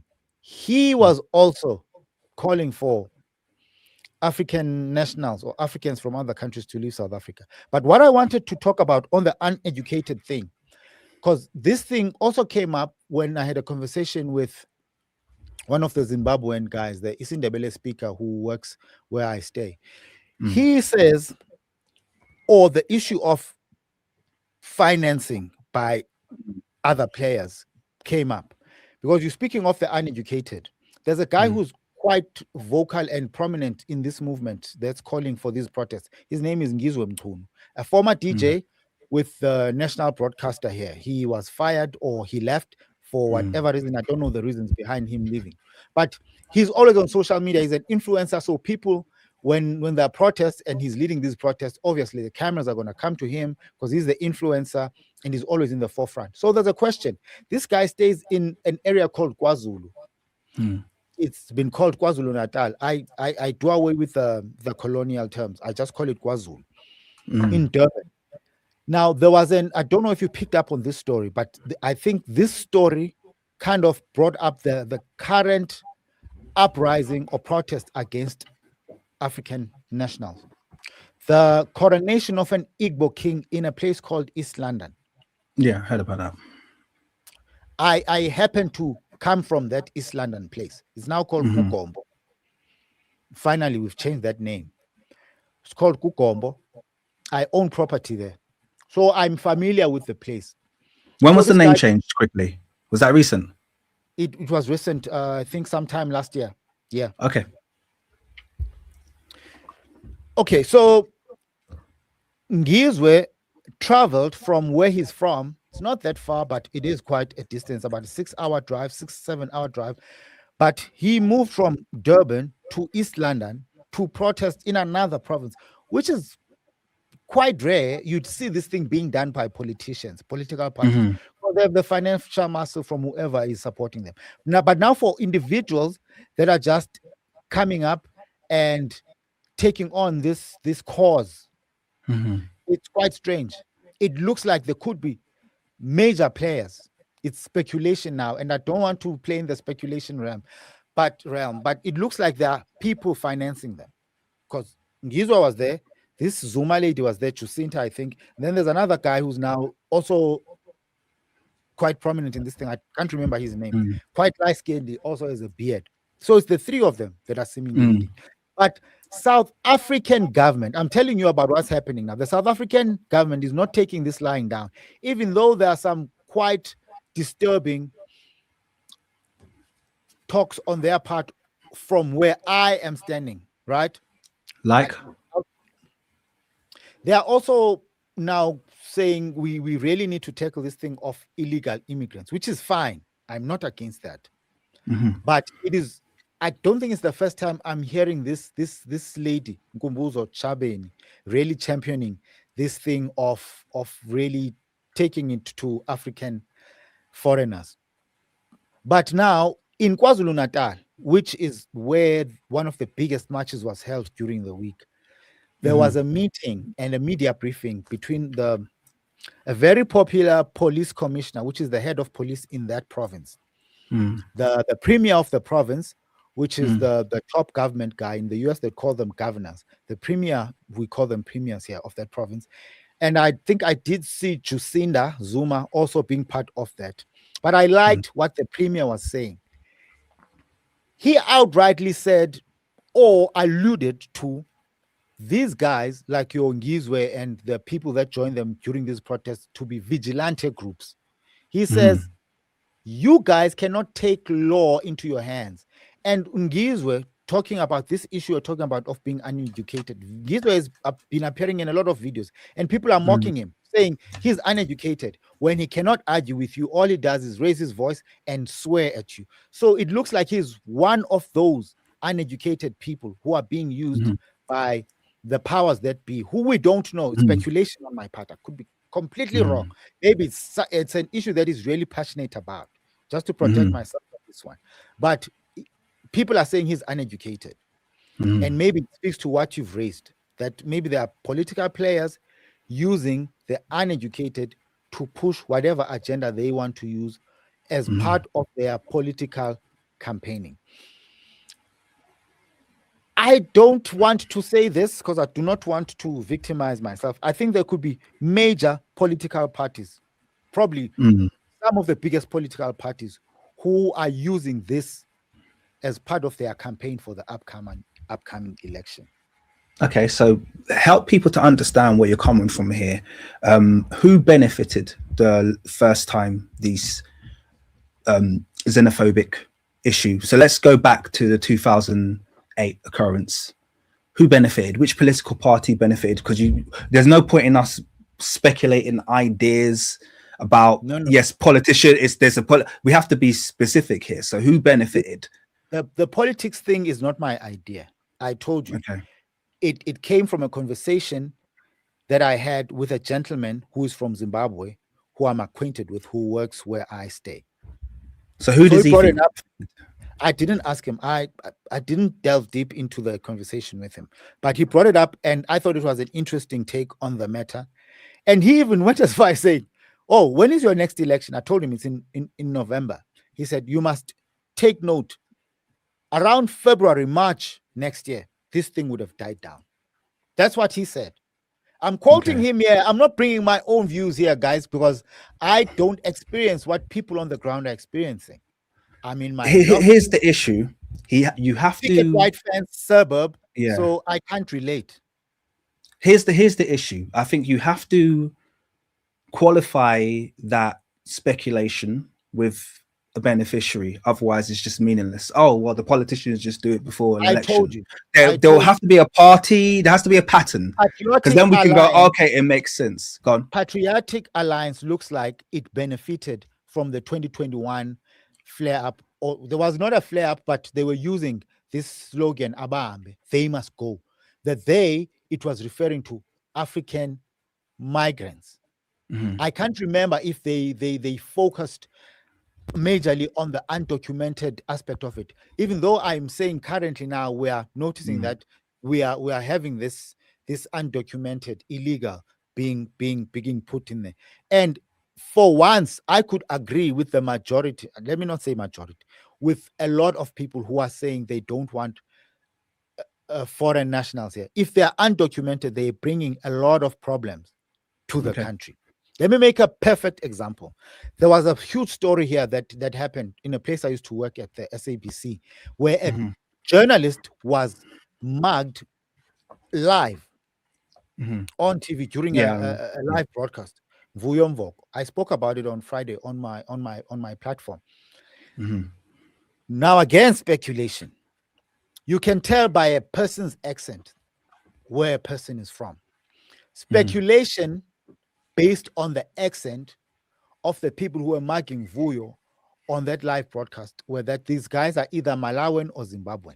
Can't remember where they really placed them. Okay. As far as I know, I don't really look into the news that much. I'm not interested. I've had 10 years of working in the news. For me, I don't take it that seriously. I don't know if these guys were ever convicted or were ever found. And then there's also another issue of South Africa of e-hailing drivers that are being attacked. Some of them say they are attacked by undocumented foreigners, African foreigners. There are videos doing the rounds, and you'd hear these guys say something. But to be fair, there are a lot of videos also of people who are e-hailing drivers that are being robbed by so-called colored people. You know, we have a lot of issues in South Africa. And when we speak about these things, I think it's important for us to look at the psyche of the Black South African, because I think that's where most of our problems and our hate for our fellow African comes from. And I always say, Andrew, once, let's say for argument's sake, hypothetically speaking, we get rid of the African here, the foreigner, the Black African here. Who are we going to hate on next? Oh yeah, I said the same thing in the last. Who are we going to hate on next? Because you We won't know that stop. divisions go beyond nationalities. They are also tribal. Mhm. And I made an example. One of the people I was arguing on this thing with is a cousin of mine. He sent me a video. This video is from a small business guy from a place called Mount Frere in the Eastern Cape. He's complaining about Ethiopians and Somalians who have, I think they've taken over the bread industry or the bread Mm. market there, because he has a small bakery. Now these guys are supplying each other, and the value chain is now dominated by them. He's complaining. I'm saying, okay, Mdagoitu is my brother to this cousin of mine now. So, okay, Mdagoitu, okay, my brother. Say they win and they get rid of the Somalian and the Ethiopian. Now a guy from another province comes and brings his own network of a value chain of his brothers from his province, and they take over that industry. Yeah. Is it gonna be right? Or better yet, are you gonna be okay with it? Yes. And I kept saying to him, this is a capitalist thing. You can't come here as a business person and say, no, these people have taken our market because their network is stronger, and now we don't have any business partners, so we are suffering. Let's get rid of them. If you've accepted the economic system of capitalism, take it like a man. Besides, if there's really an issue, then spaza shops, your moms and pop stores, I don't know what you guys call them in the UK. In the US, they call them moms and pop stores. Here we call them spaza shops. That's like corner shops, isn't it? Where they just sell like little, like shops, everything. Yeah. They're corner shops, but corner stores, they are standalone stores. Here we even had them in our yards, in our household yards, where maybe we'll convert an extra bedroom into a store. Okay. So I don't know if you guys do it like that. So we do it like that. Here. Back in the day, we used to call them ischok. I don't know where that comes from, but that's a term we used to use, right? So now it's been dominated by Ethiopians and Somalians. A lot of people who are against African nationals here, they are saying these guys, there were a couple of stories last year and the year before of children dying from contaminated foods, from rat poisoning. I think that was what the lab tests showed. From rat poisoning that is used in these mums and pop stores or these spaza shops. Okay. So now our people are saying the Ethiopian and the Somalians and the Bangladeshi, because they all play in the same sector, they are selling contaminated foods that are killing people. They are even saying these people are even going as far as manufacturing counterfeit goods. They say they've manufactured their own cool beans, which is a popular canned bean product here, their own Coca-Cola, their own spices. So these are some of the issues that our people are raising to go with their hate out. But what's the solution to that? What's this? Because I just so to me the solution engaging and talking about these things and finding out what the issues really are. Then us so-called educated and smart blacks, we are called coconuts here because we are white on the inside and black on the outside, and we are sometimes called Oreos or 702 blacks. There's a popular radio station here which only employs people with a certain accent. But we can speculate and speak like educated people or researchers who come to a place for 2 months and come up with a thesis or a research document that says this is how these people are living. These are the experiences of these people. 2 months is not enough for us to decide how the environment is. This thing that I did, it's not a documentary. I was literally in and out in about an hour.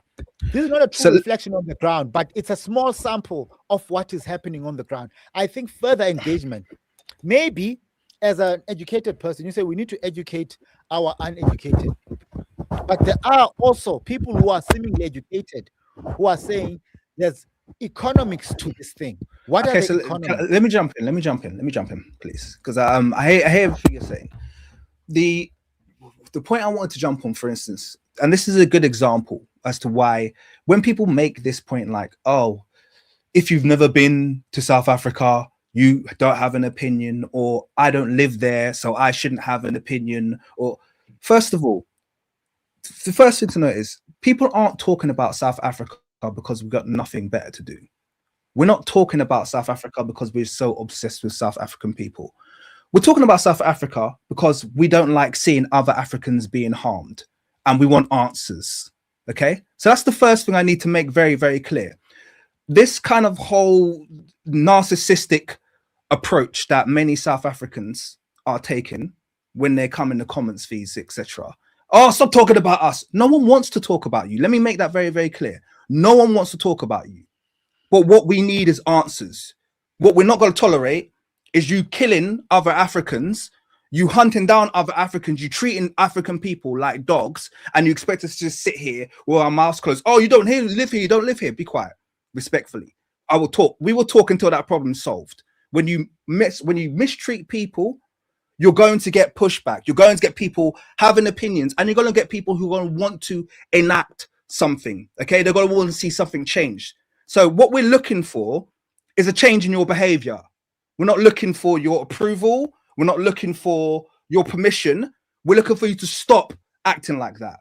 When you stop acting like that, then we'll stop bringing it up. So that's for everyone who are thinking that or thinking of typing that in the comments. I'm sick of seeing that comment. It really irritates me. So I'm going to say that first of all.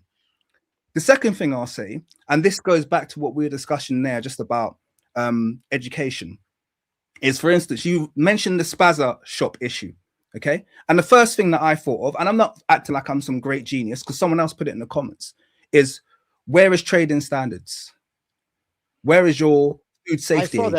I saw that. What does that mean? Where is regulations? It's about regulation, trading regulations, okay?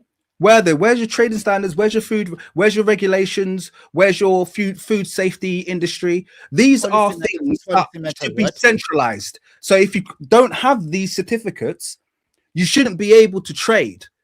And if in South Africa you can currently do that and it's the wild, wild west, that's a failure of government once again. It's a failure of system. It's a failure of infrastructure. Do you want to discuss that? Or do you want to finish? I'll just finish this small point and then I'll jump onto you. But the point is that someone who lives in the midst of that will say, "Oh, you don't see this job, you don't see this." It's like, well, that's great. I might not see this job, but anyone who has any kind of exposure to those kinds of markets will say that's the solution to your problem here. We shouldn't have people selling stuff that hasn't been checked to see if it's safe. Okay, that shouldn't be allowed. There should be some kind of centralization, some kind of regulation. If people break that regulation, they should be getting closed down and or imprisoned, because that's what would happen in, you know, most nations that are, if we're going to say South Africa's developed, that's what should be happening in South Africa. And if it's not happening, then that's where the concentration should be. So these are the things where, yes, you are going to get people from outside who are not a part of the community, who don't live there, opinion on these matters. Absolutely. You have to deal with that. But yeah, sorry, you carry on. I just want to make that kind of small point. There's a lot of things. I'm jotting down what you're saying here. You said you need answers. What are some of the answers you need? Okay, let me just read through what I've jotted, because I want to touch on those things. Maybe we'll go back to the answers you need. And then after that, I would have asked what answers do you need, right? You said you need answers. So I would have asked, what answers do you need? And then you spoke of violence, of South Africans being violent. And this is a concern of mine, should be a concern of everyone. It's going to sound like I'm justifying it. Call me out if you strongly feel like I'm justifying it. I did speak of the psyche of the South African black. Do you remember me saying that? I do. And I think it comes from the apartheid system. We have always been a violent people. Go to the wars of Amazulu, right? You go to how we were necklacing our own. Necklacing is a form of violence that was used to kill people in South Africa during the struggle of apartheid, where you take a rubber tire from a vehicle, a motor vehicle, you put it around someone's neck, you pour petrol on them, and you light them up. It was called necklacing. So the tire was a necklace. So we've always been violent, and we are not violent because we are violent against other Africans. We are violent amongst each other, right? So we are violent people. I think when our poor people don't have a voice, one of the ways they think they can express themselves is through violence. Maybe they had noticed that when they're being violent, the ones that don't hear them start hearing them or start taking note of them. It manifests itself in so many ways. We have an issue in South Africa of gender-based violence where males brutally kill their partners. So it could be an issue of the psyche. I'm glad you're saying this. And then there's the issue of governance, which is something that came up in my conversation with my brother and my friend, right, yesterday. Now, we also, as South Africans, we also enable lawlessness. I'm going to make an example here. I was engaging someone a while back about, and by the way, this is not an issue that we only have in South Africa. Maybe the violence thing is a South African problem. I don't know. I've never been outside this country, so I don't know what happens in other countries. My exposure to other countries is only via mainstream media. There was a story I saw on BBC Africa online on their YouTube channel where they were talking about struggles between, we call them or auntie apa or house help, housemaids, where it's almost like a tough war thing between house helps from Uganda and Kenya. The ladies from Kenya are complaining about Ugandan ladies who are coming to their country to take their jobs in that sector. And they're saying, these guys are pricing us out of the market. And this is a sentiment that is shared by a lot of South Africans in the restaurants, even in this same industry that I'm alluding to in East Africa, saying these guys are pricing us out of the market because they're charging cheaper rates. And when they come, they probably work double because they want to get the money so they can send money back home. I don't know if the situation is worse off in Uganda than it is in Kenya, but it's seemingly the same thing here. So people are complaining about being priced out of the market by people who come from Zimbabwe, right? Who are undocumented. This is where I'm going. I had a conversation with someone I used to work with who said that their house help is an undocumented Zimbabwean. It's quite common. A person I spoke to during the week said that their garden helper, their house helper, or we call them kitchen helper, are undocumented people from Zimbabwe. And then you're going to talk about government when we are enabling this illegal practice. When will we take responsibility? So this person says, no, but I'm doing it on a smaller scale. I'm saying for it to get to a bigger scale where you're going to blame policy and governance, it starts with one incident. So are you saying it's not an issue because it's one incident? It's only an issue when it's 10,000 incidents. So when do we also, as citizens of this country, take blame for enabling illegal actions or criminality of undocumented people who are working for us? So it's a broad thing which has so many dynamics, but I can't sit here and defend criminality and violence against fellow Africans. We should not be doing that. How do we solve it? I do not know. Maybe emancipation on a psychological level of the African, I do not know. And I don't come here claiming to have answers. And that's why I think these platforms, my platform, your platform, Brother Andrew, are very important.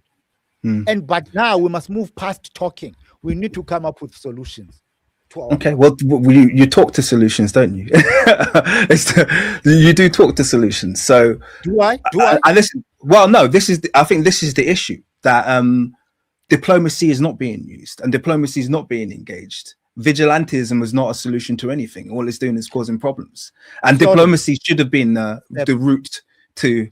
The Premier of KwaZulu-Natal spoke to this, Mr. Nduli. I saw a video on X during their briefing. He said, law enforcement, and he's saying, I think it's a South African thing. I don't know if it's a global thing. I've never left this country, so my experience is only of people and how things happen here. He says vigilantism should not be the way of dealing with this thing. Let's say there's a genuine cause to call against illegal immigrants, right? He says it should not be vigilante groups who are taking this matter up.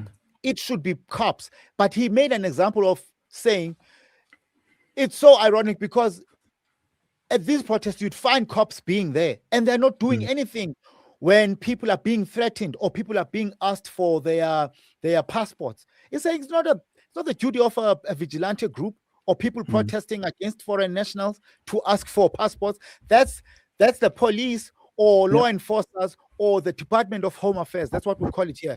Ask for there's public servants that are supposed to be doing that. Absolutely. Well, here it is. So I'm going to speak on a couple of things. So the first thing I'm going to speak on is what I don't like is there's this shift between undocumented. I feel like there's a conflation where we're taking the word undocumented immigrant, and now that has become synonymous with criminal.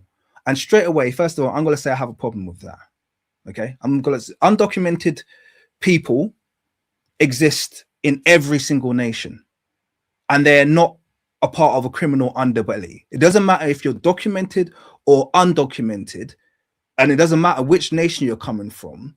Criminals are going to be the minority of those migrants. The majority of those migrants are going to be law-abiding. The majority of those migrants are gonna. I'm not speculating. I'm going from migration pretty much everywhere, unless unless South Africa, because I've got the crime stats in South Africa. Unless South Africa is the one nation on earth where migrant groups come in and the majority of them are criminals, which I haven't seen. Either way, Andrew, I'm not saying that's the case, but I'm saying it's important. I might have speculated. It's for you to hold. No, but I'm saying no. So it's not speculation because it's a documentable fact that no migrant community comes over from a specific nation and they are majority criminals. Criminals always make up a vast minority of migrant groups. That's just a fact. Okay, so I can give you some examples. Bring the data. You're saying you're even taking it further now. Okay. Saying it's a fact. Do you want is a fact? I want is a fact. I'll okay, so South Africa. I shared this the other day. So South Africa. I said to my cousin and my friend, this thing has been exhausting for me because I've spoken about it, but I know a lot of emotions come up, and we speculate a lot. And I said so I'll give you a very simple one. Okay, and I also give you a very simple one. So hold me accountable if I speculate. I'll give you a very simple one. I'll give you a very simple one. Nigeria's migrant population. No, talk about South Africa. No, Nigeria's migrant population in South Africa. Okay. Oh, okay. So Nigeria's migrant population in South Africa is not very large, by the way. I think the official figure is something in and around 60,000. Okay. Now the number of Nigerians in South African prisons is in the hundreds. Okay, it's in the hundreds. It's not Nigerians committing crimes. It's in the hundreds. That's a vast minority. And you'd say that's one of the high counts, okay, in terms of nations that have criminal to population. It's not even in the 10 percentile. So this is what I'm trying to explain. No migrant community comes over with a majority of criminals. 70% criminal. It doesn't happen. What if it doesn't happen? Not even close to it. Catch them because they are undocumented. What if it's difficult? I'm bringing the documentation doesn't make people because they don't. The documentation doesn't make the people any. Let me give you an example. In the UK, for instance, we had we closed the borders to the EU after Brexit. Okay, before then, EU was like SADC or ECOWAS. People just coming in and out freely, visa-free travel. Okay, now that door's closed. Okay, and it's so essentially we've got a lot of Europeans here, and a lot of them will end up being undocumented. They've been here for a little while, and a lot of them will end up being undocumented. Okay, now we have problems with certain migrant groups in the UK. We have loads of problems with certain migrant groups. So, for instance, Romanians in London had migrant gangs going around, jacking up people's cars, and this happened to my next door neighbor, by the way, to their Land Rover, jacking up people's cars in front of their house and cutting out their catalytic converter using a grinder. This was endemic in my area for a while. It was happening to hundreds and hundreds of cars, okay? And we knew that these were Romanian gangs doing this, Yeah. So they're all going How did you around doing know? this. How did you know it was Romanian gangs? Because South Because you Africans can could see say, them. South Africans could No, say, no, no. actually, a Nigerian guy said people doing petty crime in Randburg are Zimbabweans. Yep. And he could be wrong. But no, my point is that these are Romanian gangs, okay? Because I had Romania's work. If the Nigerian guy who said Zimbabweans are doing petty crime, and you're saying he's wrong without any facts, you also No, I said he could be wrong. I said he could be wrong. I said he could be wrong. He could be wrong. But I think everyone, in terms of the people that had been arrested doing it, they were Romanian, and people just agreed that these people were Romanian gangs doing it. And I'm going to land on my point in a minute. So we had them doing that. We also had a very bad problem early in the times when we were in the EU. So this is going back about 10 to 20 years ago, when the Polish first came over. We had a massive sexual assault pandemic across London. Okay, massive. Like they were doing it a lot and then just flying out. Okay, this was happening loads in London. Okay, so we had Polish community doing those things. We also had the Polish community drinking during the day, and it was so bad that they had to put up signs in local councils to say, you're not allowed to stand here and drink, or drinking is prohibited between these hours, because they'll bring in their local culture and bringing it to the UK. Now, why am I saying all this? I could go through loads of Eastern European communities that have caused so much problem in London. Why did I never, did it even cross my mind to form a vigilante group to attack these people? Why did not just me, but no one in London do that, or even think of doing that? Maybe so there's I'll explain why. Willing to use you to push their own agenda. Maybe Yes, there's no one but I'll also yeah, exactly. All of the above is true, but I'll also drive home the point that irrespective of how many people were exhibiting these bad behaviors, that was not a reflection of the entire community. For every one Polish person that was conducting themselves in, doing a sexual assault and then getting themselves out of the country as quickly as possible, there were 100,000 who were working legally as builders. Yeah. For every Romanian gang that's going out, cutting out catalytic converters, there are 10,000 who are not committing any crimes. So it's asinine, it's stupid to go around and look at someone and assume because you belong to this ethnic group that you're going to be a danger to me. I need to drive you out. We need to do this, that, and the other. Unless everyone understands that you don't go around. Unless you're Romanian or Polish, right? No, that's my point. That's my point. Like my kids went to school with Polish kids whose parents were fine. This is my point. This is my point. Everyone understands. I agree with you, bro. So, but I'm trying to bring another perspective here.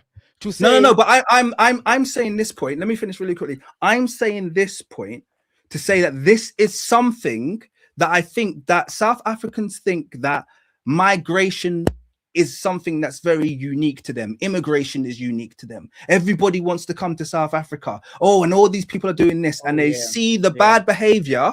And then they project that onto the whole community, and they don't realize that handful of people, even if I go to the Nigerians, those handful, maybe those 24 people who you've managed to catch in the past, year or 2 years who are involved in these prostitution gangs are a tiny minority of the Nigerian immigrant population that makes up that is made up in South Africa.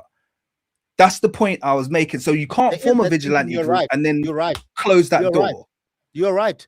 I agree with you, Andrew. And here I'm trying to play devil's advocate because I'm only projecting what the people I've been engaging with are saying. I'm not going to stand here and push my view on the matter. I hope that's not why you invited me here. No. You invited me here to tell you what people are saying on the ground. I've got a small sample size. That's what they said. Both Zimbabwean people that I interviewed there spoke of people that are undocumented. All of them said they haven't had an issue with people being xenophobic or Afrophobic towards them. Now, I must agree with you. Maybe I was not I didn't dig deeper into my questioning of this matter. I had a 30-minute long conversation with two Nigerian guys in that mini documentary thing that I did.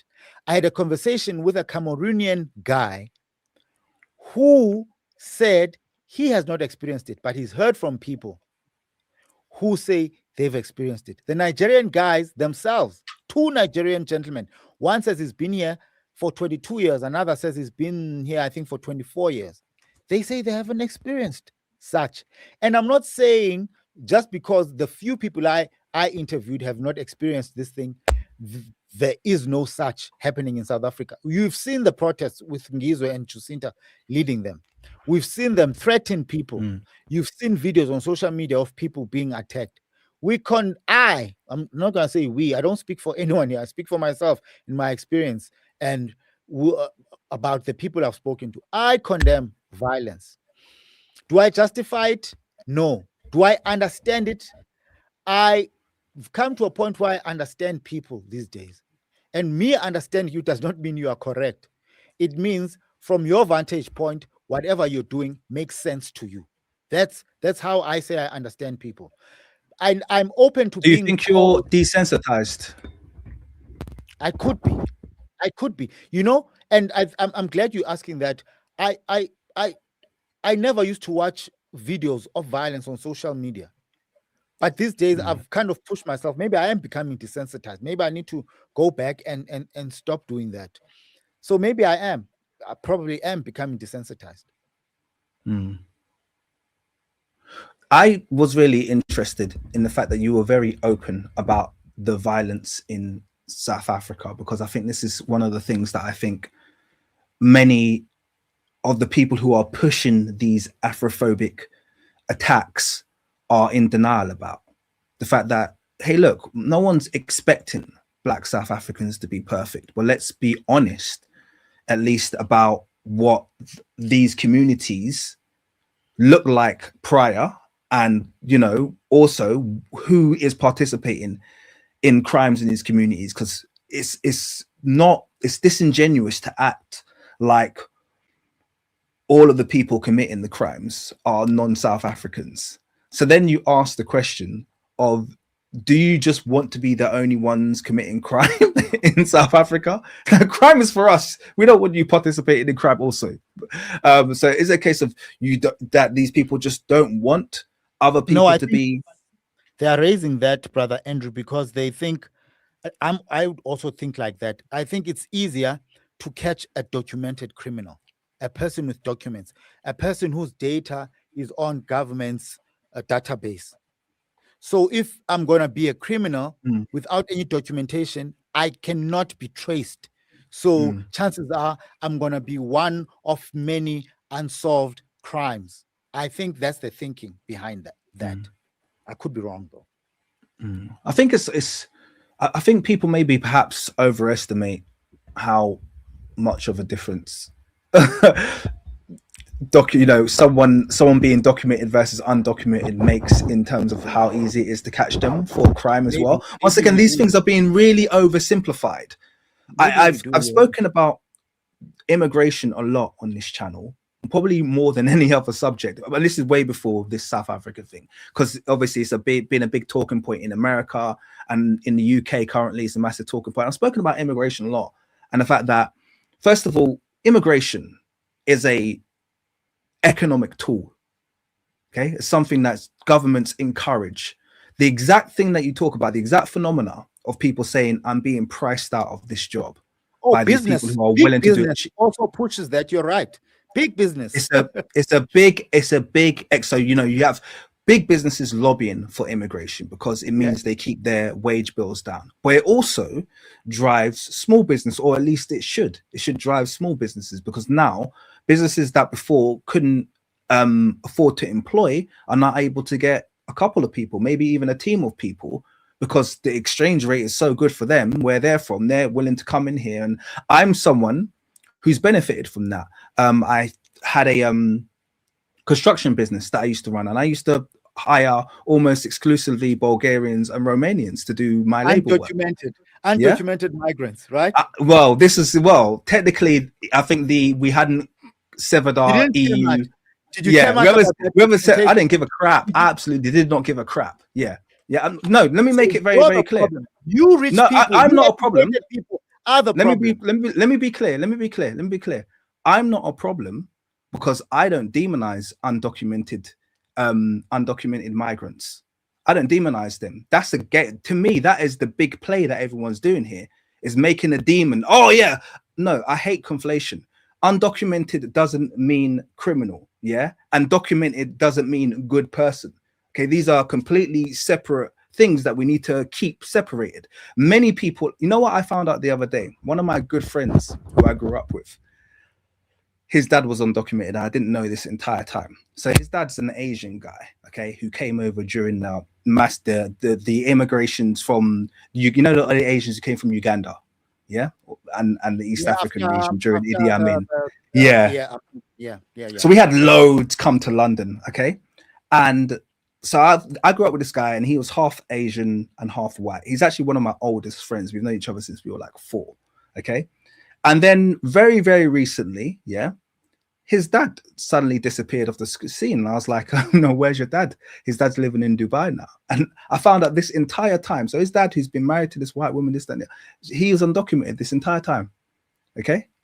Now he raised 2 very successful sons. The guy owns a business. His son, his other son, is a very senior position in Dubai as a teacher or whatever. But the point is that they're both very, very successful, had good middle class upbringing, and he was undocumented this whole time. It was just just undocumented. Do you know how many people, like I know, like there's people that you probably know who might be undocumented? Do you know how easy it is for people to go to a nation and then end up just overstaying? This is what happened in America, where we saw with ICE pushing out, capturing all of these undocumented people who had just been there their whole life and they just never got round to doing it. So this whole demonization of people who aren't documented as though it's some kind of a leading indicator to a criminal lifestyle is nonsense. That's one thing that, and I think that's where we've seen there's been a creeping of the goalposts. The goalposts have been pushed out now, and now, because you're conducting yourselves in this xenophobic way that's so barbaric, you're now using this term undocumented immigrant as though it's some kind of a label of someone who's definitely got to commit evil, and I'm not going to co-sign that. So I would say that yes, people should be documented, but if they're not documented, it doesn't mean that they're a criminal. It doesn't mean that we should be hunting them down. Let the system deal with that. If it's that bad, then formulate an ICE system like they have in America. But most countries don't do that because they realize that undocumented people aren't really even a big deal. Because when you're undocumented, people also don't see the other side of it, which is when you're undocumented, it means you don't get benefits. It means you don't get social security. It means you can't qualify for voting rights. You can't qualify for a lot of the things that documented people benefit from. So do you understand what I mean? I don't understand in the demonization of yeah. No, I hear you, I understand you.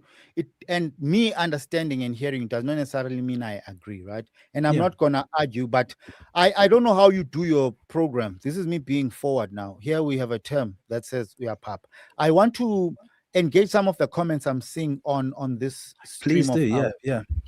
So there's a person called Muzianda. He posted something that says, I just wish South Africans were honest.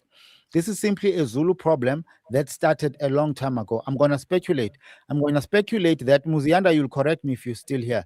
I'm going to speculate that you're probably a Ndebele speaker from Zimbabwe. Go Google Operation Buyele Kaya, or probably a Zulu speaker from KwaZulu. Another xenophobic attack by the Zulus in 1995. I want to touch on this, Andrew, if you don't mind. The Zimbabwean gentleman I spoke to, he says this xenophobia thing, he doesn't know it to be a thing that is driven by Amazulu or Zulu people, right? He says he knows this thing to be quite common. I'm quoting someone here. This is not me, guys. He knows this to be quite common with people called Bapedi, who are Isipedi speakers, who live in a province called Limpopo. Limpopo is the northernmost province of South Africa, which shares a border with Zimbabwe. So if Zimbabwean migrants are coming to South Africa by land, their first point of contact with South Africa is Limpopo. They have to cross a crocodile-infested river called the Limpopo River. He says he knows Bapedi to be xenophobic. He was saying it's new, this thing of Amazulu being xenophobic, and I did not understand that. But now Muzianda seems to be dismissive of what that guy said to me. He says there's been flare-ups since 95. And here's another important comment that I need to I need to thank Sion for this one. On Friday, we were trying to figure out why are South Africans so hateful, because that's the impression we got, right? Why are South Africans so hateful of other Africans from other countries? Sion is reminding me of that now. He's saying, Malum Dinano, read the blessings and curses, and all questions will be answered. As I said, we are a platform. Thank you for projecting that comment. We are a platform that always goes back to the Bible. So our Bible, we use the Bible as a point of reference, and for other things to motivate, to inspire, to honor our people, because it's been a tool that's been used to degrade us, humiliate us, to oppress us. So we are changing the fortune of this book. But it also guides us on a lot of things. And I want to choose one verse from what Sion is reminding me on. There's a verse in the book of Deuteronomy, chapter 28. And when I read this thing, it struck me. I don't know if it's gonna resonate with you or bring about some interesting thoughts with you. I don't know if I can share my screen there. You if can, you allow yeah, me just to, Brother Andrew. Hold on. yeah, I haven't just used put it on thing. there, and I'll add it to the screen. Is it okay? How do I? Oh, present, right? Yeah. Image file, share screen. I want to share. Share screen. I don't know which screens it is going to share. Allow. I want to share the Bible. Okay, let's share it. Are you getting it on your side? I am. Let me add it to the stage. There you go. Okay. I don't know how far we're gonna go, but there's one that's gonna stand out. Please be patient, guys, if you don't believe in the Bible. Yeah, let's start here. It's Deuteronomy chapter 28, verse 43, right? I'm gonna read these verses and then I'm gonna pause. I'm gonna ask you what you make of what I've just read, if you don't mind. Go ahead. The stranger that is within thee shall get up above thee very high, and thou shalt come down very low. He shall lend to thee, and thou shalt not lend to him. He shall be the head, and thou shalt be the tail. Moreover, all these curses shall come upon thee, and shall pursue thee, and overtake thee, till thou be destroyed, because you hearkened not unto the voice of the Lord thy God, to keep his commandments and his statutes, which he commanded thee. To you, back to you, Brother Andrew. Why do I keep saying Andrew? Sorry, Andrew. It's okay. What do you want me to respond to that? You want to give my interpretation of what you just read? Yeah. Well, it sounds like it makes me think of what I'm gonna say the Indo-European, for want of a better term, has been doing to the native Aboriginal melanated man all over the world. That's what it makes me think of. Okay. So people in my space, right? They say this chapter, Deuteronomy 28, speaks of the curses that were brought upon the children of Israel. We have come to understand that the children of Israel are the descendants of the Bantu people. Some people are more eloquent and they are more learned in this sphere. They can take it as far back as Abraham, Jacobi or Jacob, and people like, I'm just forgetting the other person now. So they say, for us to get out of these issues, for us to stop hating one another, Andrew, for us to stop being violent to one another. By the way, it's not a South African thing. I had lunch with an American brother named Terrell. He was telling me that Black Americans have the same issues that we have as South Africans. He says they have more issues because of the system of segregation and the Jim Crow that they come from in America. I'm saying we have the same issues here. And I always say our history, our issues, our problems as Black people are the same. I'm a guy that loves hip hop. There's a hip hop song I like quoting by the Ghetto Boys. It says the world is a ghetto. There's a verse there by a guy from the Caribbean, Bushwick Bill.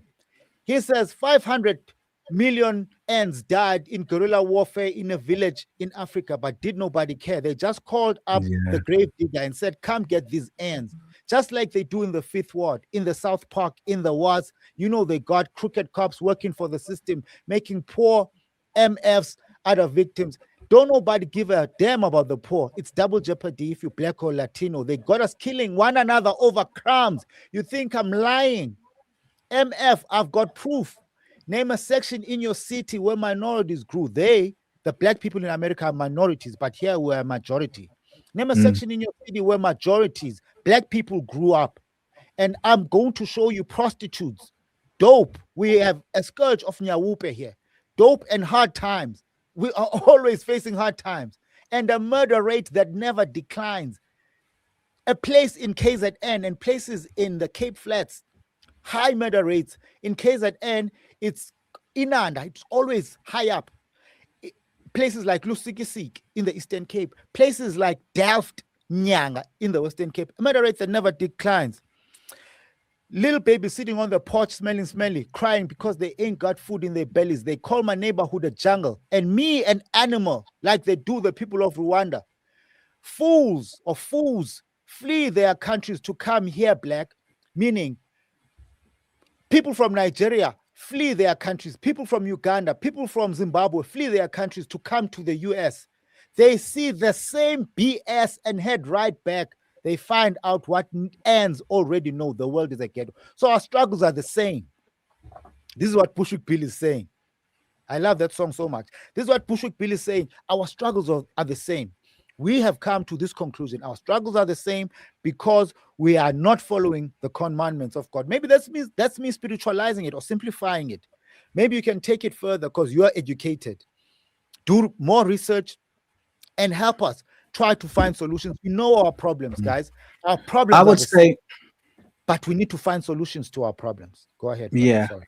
No. That's thank you for breaking that down. Especially with hip hop, that's a quick way to to win me over. But look, once again, I think I'll just highlight the point in that that's what you've just said there is what I'm hoping, or at least I would hope for South Africans to understand, in that our struggles are the same. Yeah, in that we're all in some way or another still reeling from the effects of imperialism, expansionism, slavery, global white supremacy. We're all affected by it. Okay. And I think one of the things is that when it comes to Pan-Africanism, and I see this as a slight attack on Pan-Africanism. Pan-Africanism is very important for the African continent. I'd say now more so than ever, because we have revolutionary uprisings taking place right now that need our coordinated support.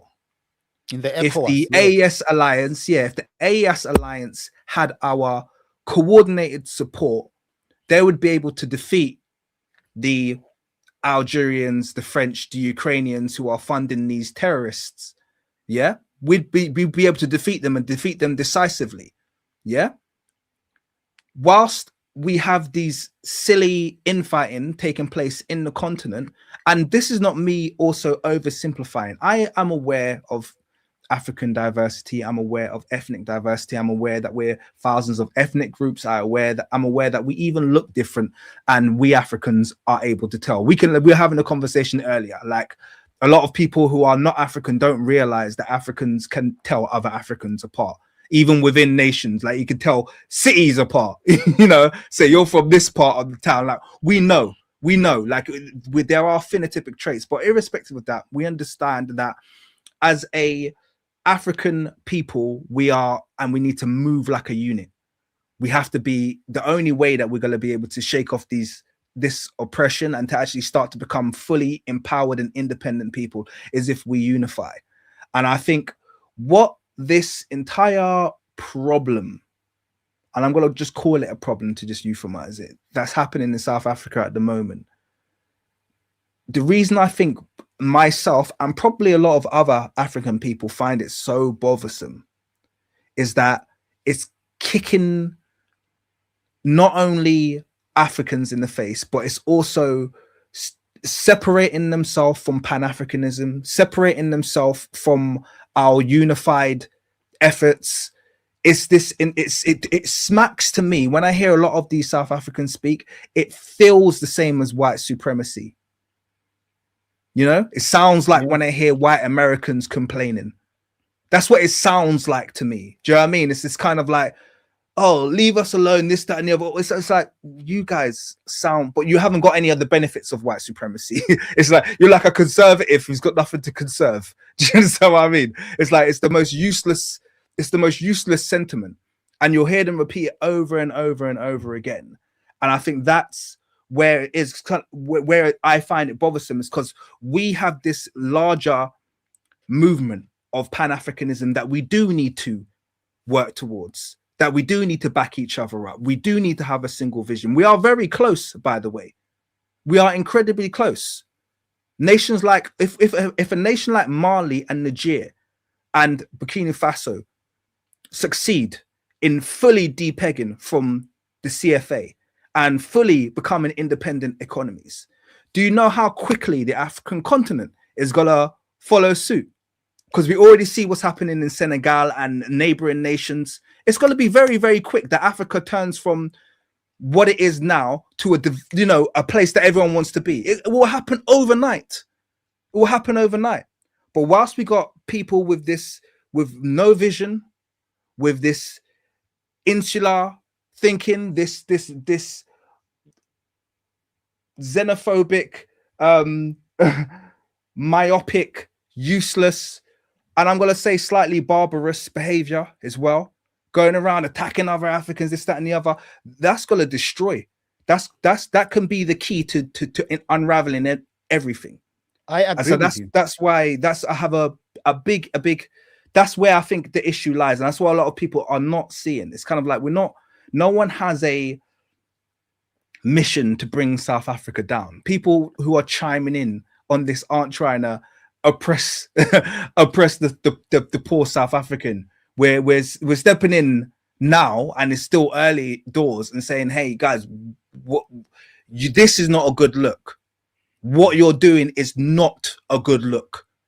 Yeah, this is not okay, cool, you think you have an issue here, but this is not a good look. This is not benefiting you people. Do you understand? Yeah. Like you've got a bigger fish to fry. You've got a big giant elephant, a big giant pink elephant that you're ignoring. A big giant pig-shaped elephant. Yeah. Do you allow people to call in? Because I see I'm being called out here. I want to be called to order. Look, I'm not a preacher, guys, and that's why on my platform I open the lines. Because if I'm talking, I'm being detached from the issues. I want to be called out. I'm having a look at your live chat here. Someone is saying, "Wow, Wildflower 79." Listen, wow, I'm gonna warn you.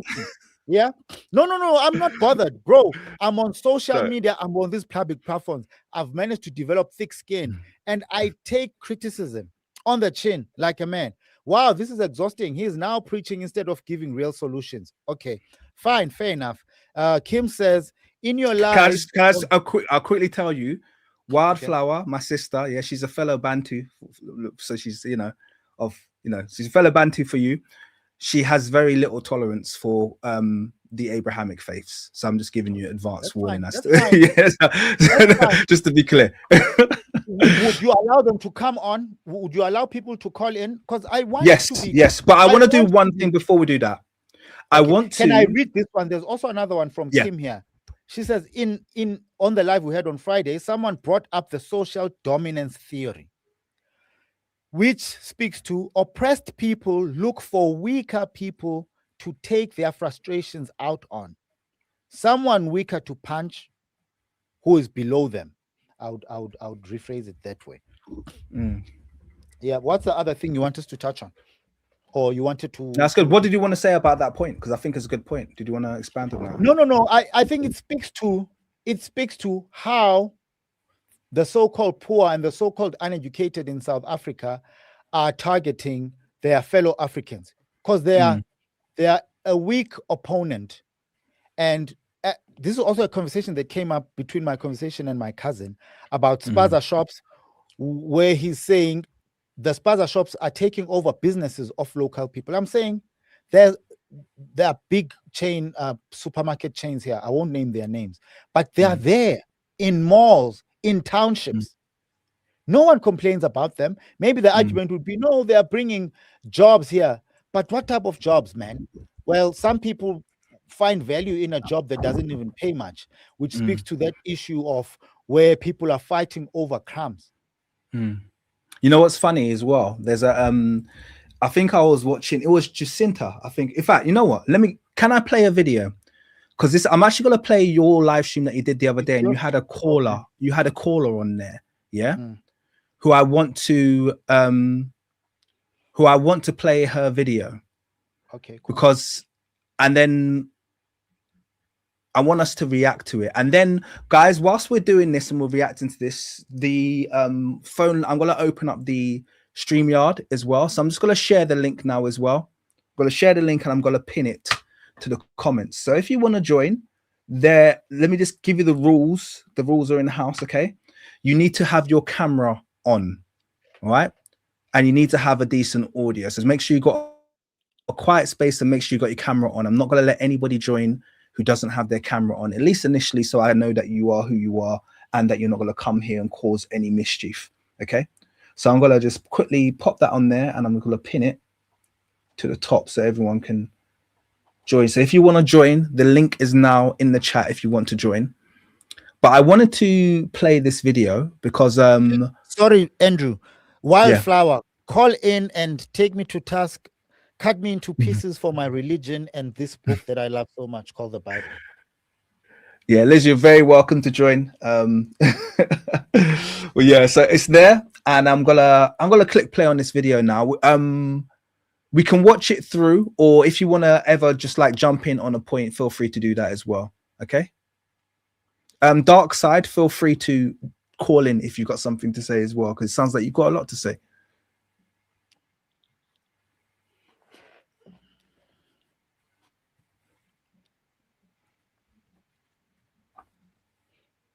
I'm not hearing the audio on my phone. I just realized that the audio wouldn't be playing, so I'm going to remove that. And that's again. Sister Tumi. I remember her, and she's what we'd call xenophobic.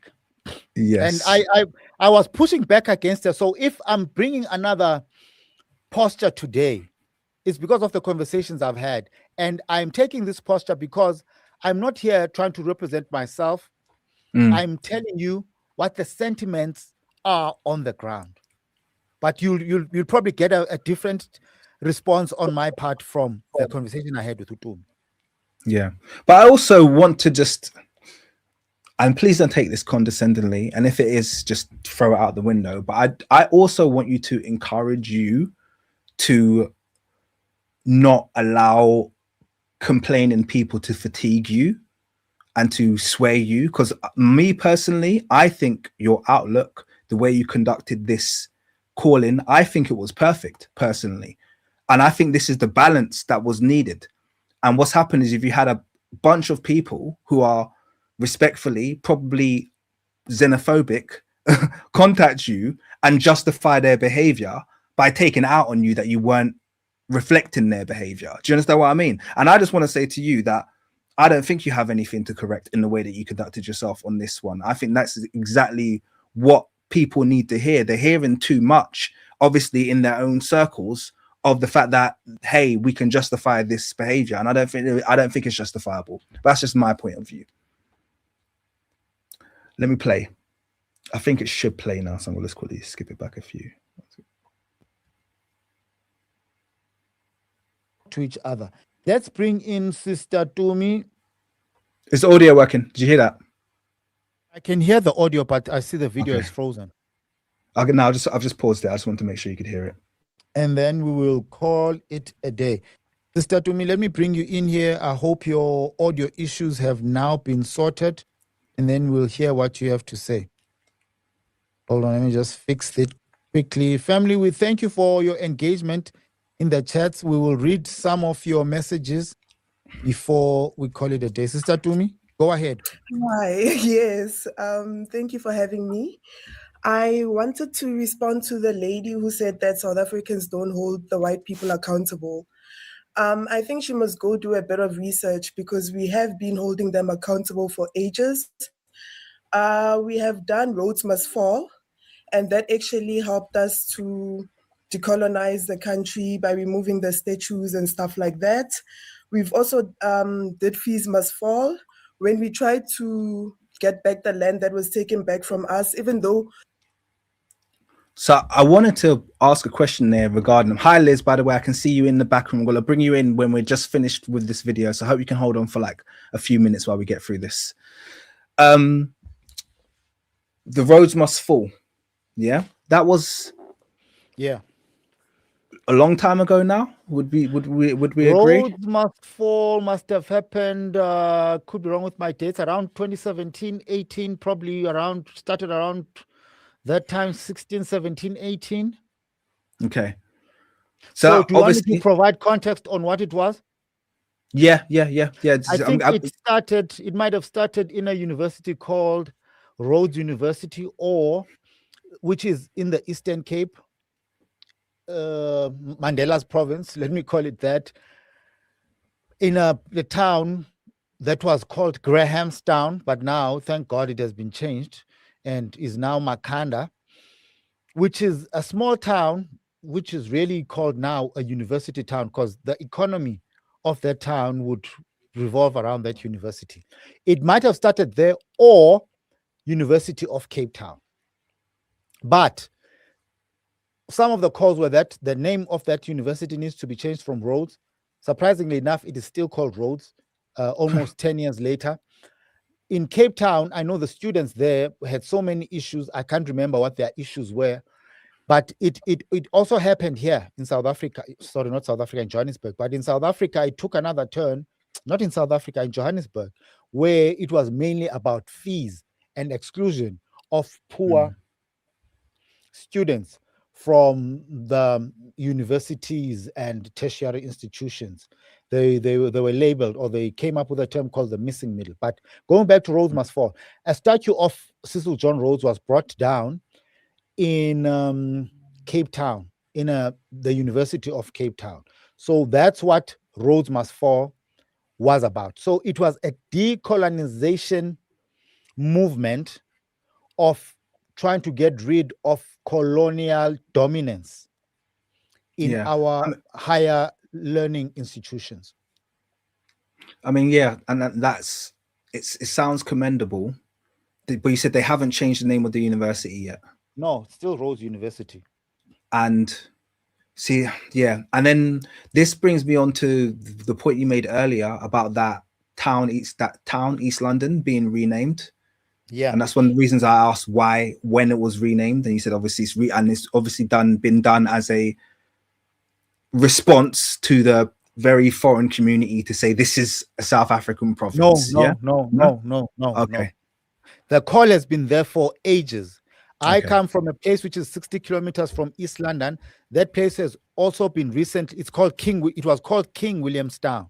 It has recently been officially changed to Eqonce. You'd bite your tongue trying to say that word. But the people from there have always said that place is Eqonce, right? So, yeah. Okay, good. Well, I'm glad to hear that. No, because I wanted clarity on that, because that's the first thing that came to my mind. I was like, well, I know there's several institutions that you still need to change their names. It felt like the order of importance. Go on. By the way, there's a huge pushback to this name change of East London.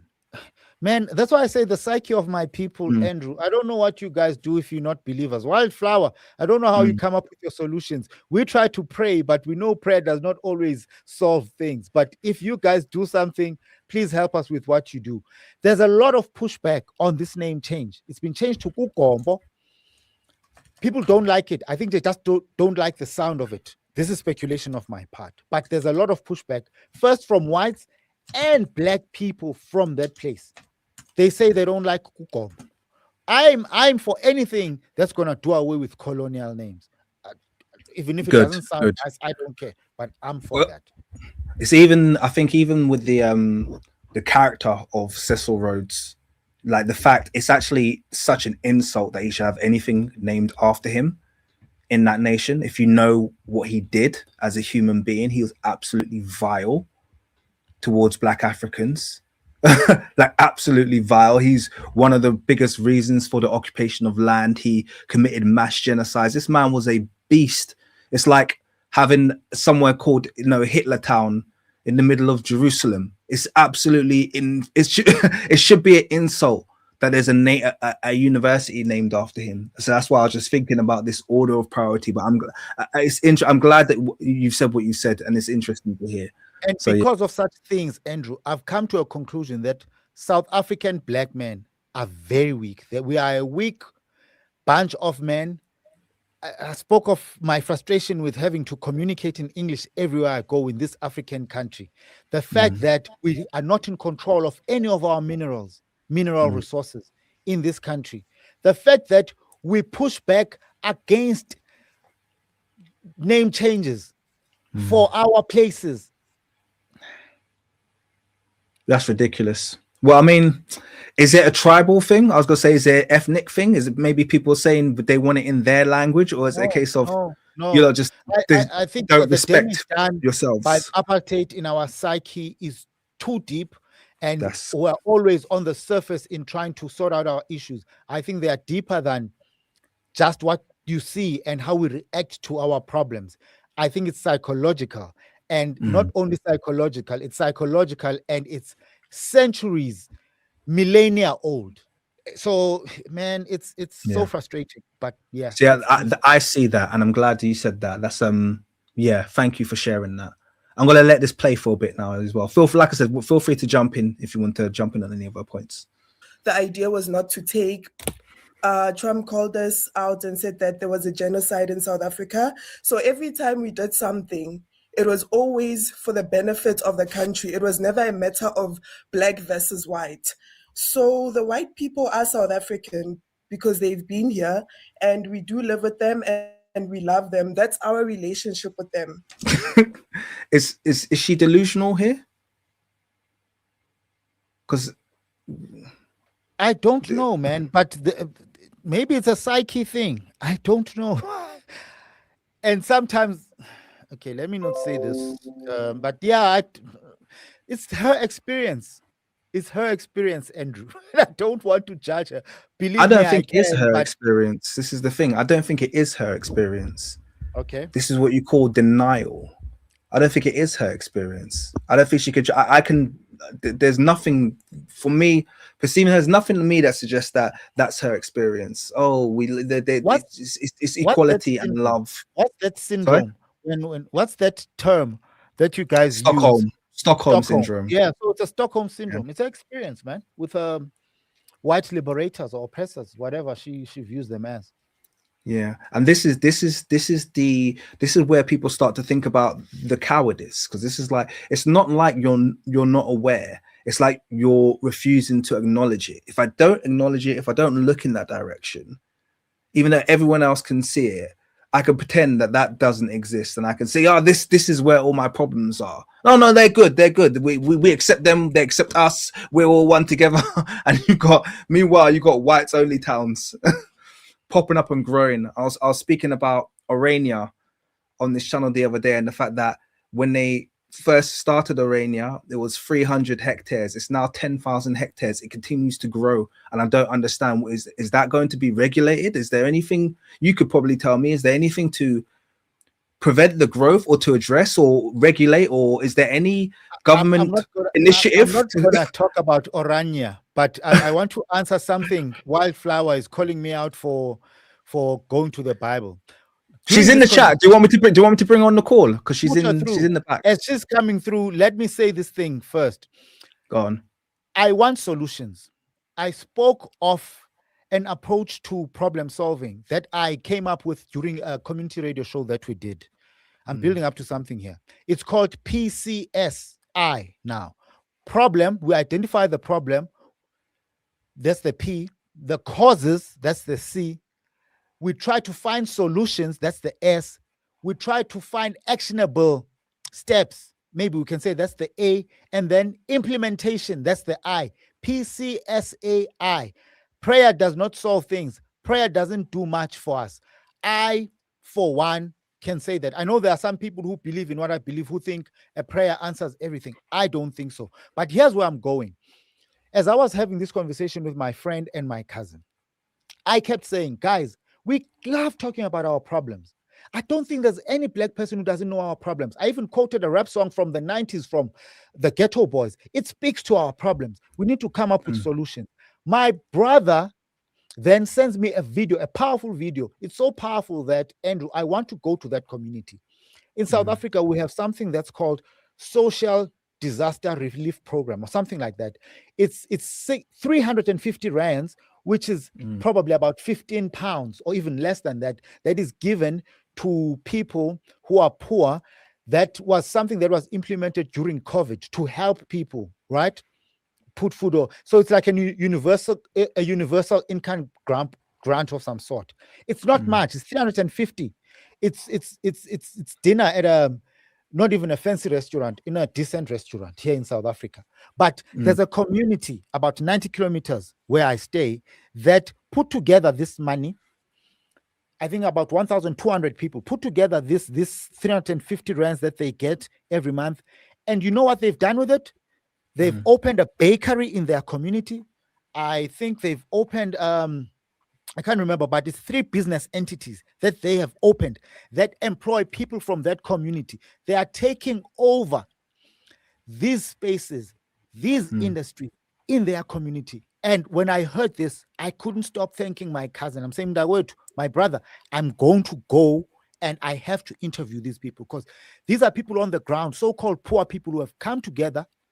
We need to unify. We need to come together. They have come together, put together their not so much resources, but they've made something from that. Right. Can I say something? Hi, King. Hey, how you doing, Liz? You all right?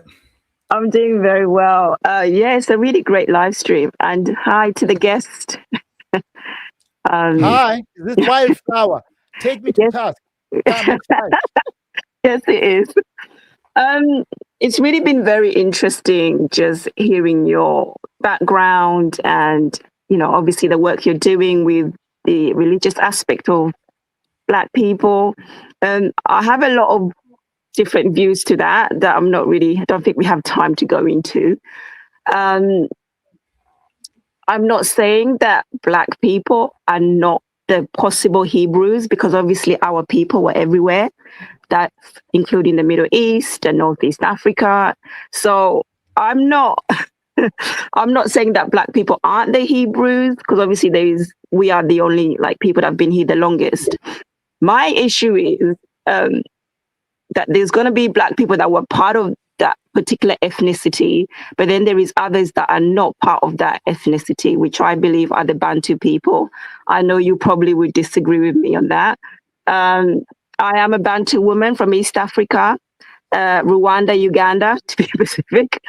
And obviously, within our history, we don't have anything that relates us back to the Bible. And obviously, you're probably going to disagree, and that's fine.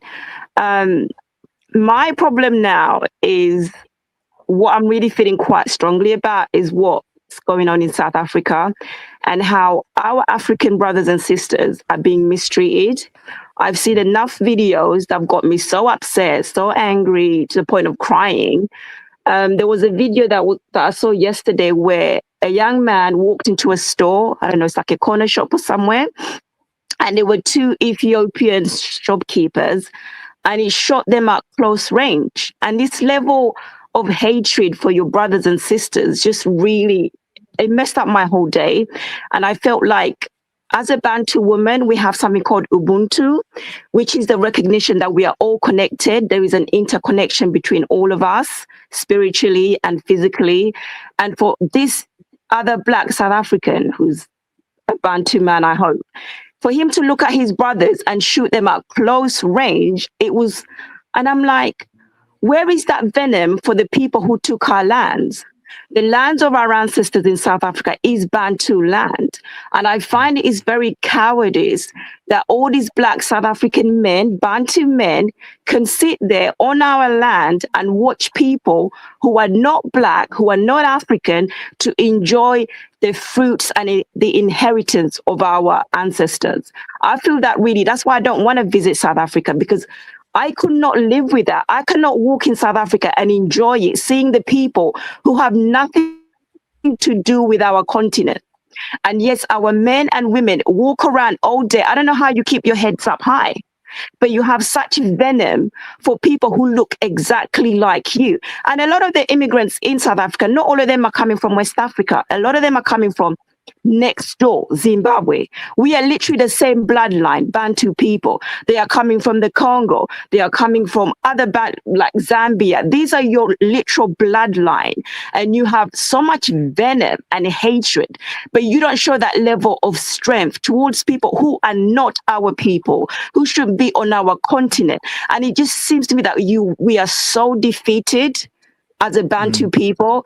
We are beyond, and we are a joke. So you turn, instead of that cowardice, you're now, because you feel so much rage because you have been defeated, you're going against your own brother, your own blood, while the people who have taken all of our land, they are enjoying our land. I can't get over that.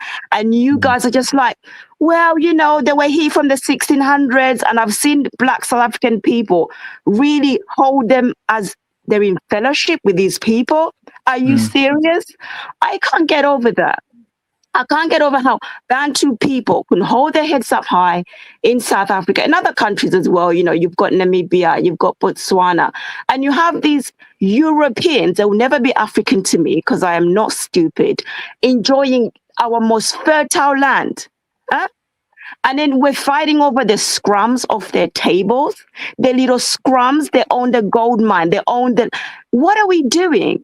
And we're not like we're a small population. You guys, we have such a big population. What are we doing? Oh, because this person opened up a shop.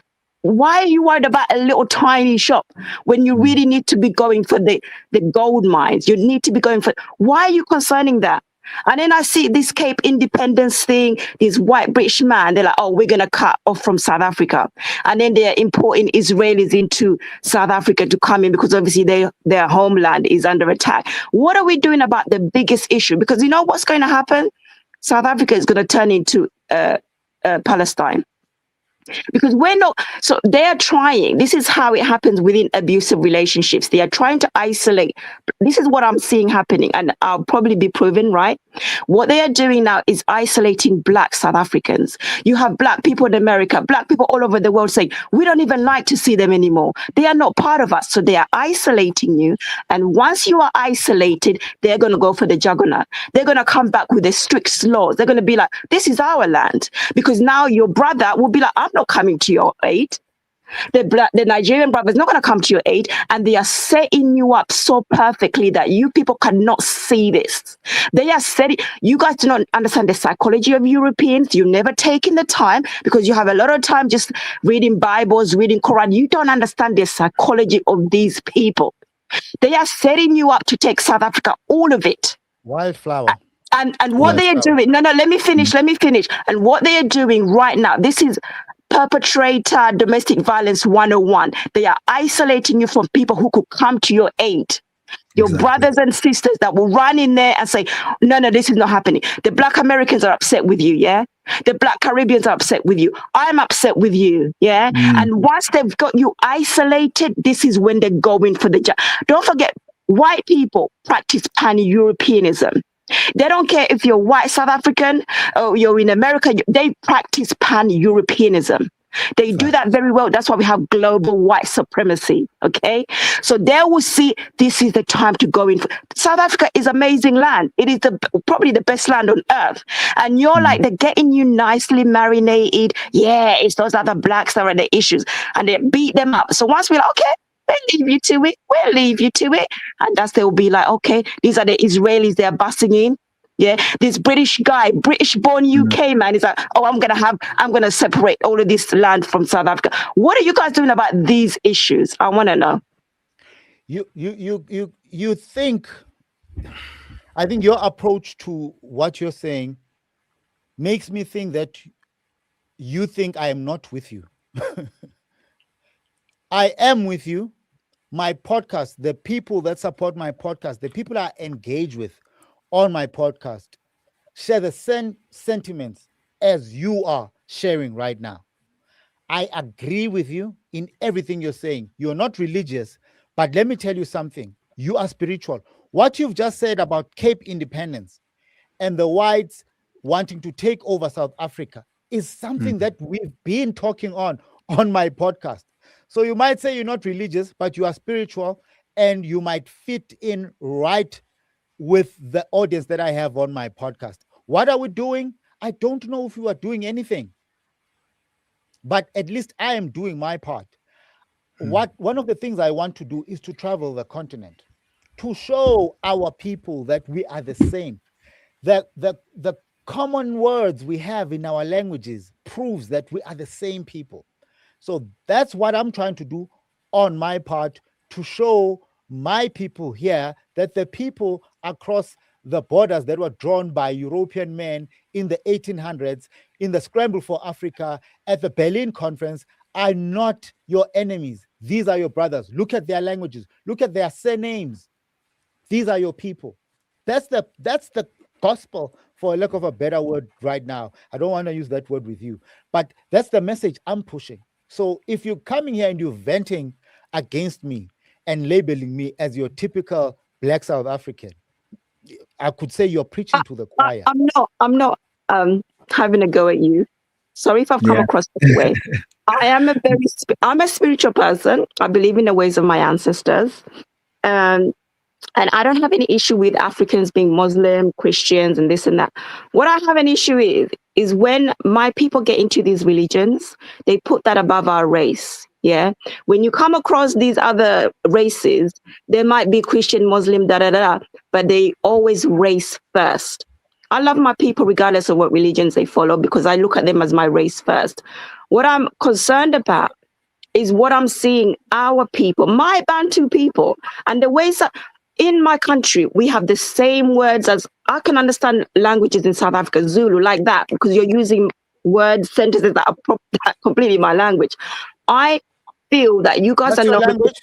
Rwanda. What's your language again? We speak Luganda, Kinyarwanda. Kinyarwanda. Yeah, I know. Luganda. So when I see South Africans speak, I understand them completely. You don't need to translate.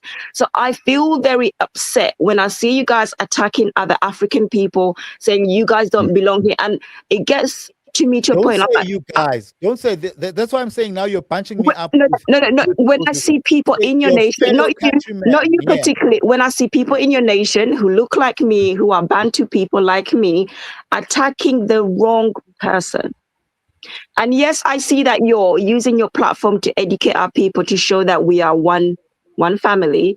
And I don't have an issue with that. What I'm concerned about is what is happening to South Africa. This is a textbook. What do you think we should do? Let's come up. I would say as well. I just want to jump in on that as well. I would say that let's come up with solutions now. We know what our problems are. Let's come up with. I just want to say thank you very much for that little speech as well, Wildflower. That was great. Sorry, I didn't want to go on too much. Sorry. No. I loved it. You came with the bars, man. That was. I love it too. But let's come up with solutions. We know our problems, guys. Wildflower, Brother Andrew, we know our problems. How do we solve our problems? When you say come up with solutions, that you have to, I guess you have to put that within a framework of what you design as a solution, because I think every African is given South Africans, the ones who are conducting themselves in this way, the solution already. I think Wildflower had many solutions in what she said there. She said, hey guys, first of all, we have white South Africans who are not only creating their own land masses, they're clearly the architects. They're the ones who are going to watch you separate yourself. So one of the first solutions would be to deal with the enemy within your ranks. Andrew, let's talk about that one. Let me play devil's advocate. Okay. I always say when I'm approaching anything that we are facing as Black people in South Africa, I say our problem are the systems that have been put in place. We all know who puts the systems in place, the powers that be, the ones with money, the white people. How are you going to fight the establishment without any money? Let's say we go to war with these guys. With what? Well, you can now. I mean, see, this is the thing. So here's the problem with, I guess, South African polity. Okay, we're not where we were in 1994. We are now 30 years in, over 30 years into Black political rule in South Africa. Do they have control of the media? No. Do they have control of a lot of the land and the mines? No. But they have had control of the police and the military for a long time now. And yet it still feels like they're positioned in a place where they have no notion of this reality. It's like, no, you are not only the numerical superior, you're also the military superior. So it's not like prior to apartheid. It's not like, pre-colonialism. This is it's moved on now. That, like I said, we keep going back. The AES region showed you, if you turn around and your military turns around and says, actually, we don't want the French here, get out, then the French has no choice but to leave, because we are the numerical and the military superior. And in South Africa, it's like there's been no realization of the position that they're in. They are in a position where you're dominant in the things that are probably important to be dominant in, to correct the issues that you have. But we have this truth and reconciliation. Truth and reconciliation. Like I said, police and military and polity. Oh, man, come on, man. Police, military, and policy. How many police officers do we have? They're not all Black. But why aren't they all Black? That's the issue. Why aren't they all Black? Because they should be. Yeah, but why isn't your military all Black? Right? I'm saying, what are the solutions? If you say, let's take up arms, okay, do we have military training? No. White people are training their kids to shoot. We have documentaries on a community in Mpumalanga called the Sage Landers. They are teaching 10-year-olds, 9-year-olds. We can't go to war with these people. Well, no, you can. See, that's fearful. Of course you could, but I'm not saying that you would need to. I don't think, I'll let you come in a second, Liz. I don't think you would need to go to war. This is not the point.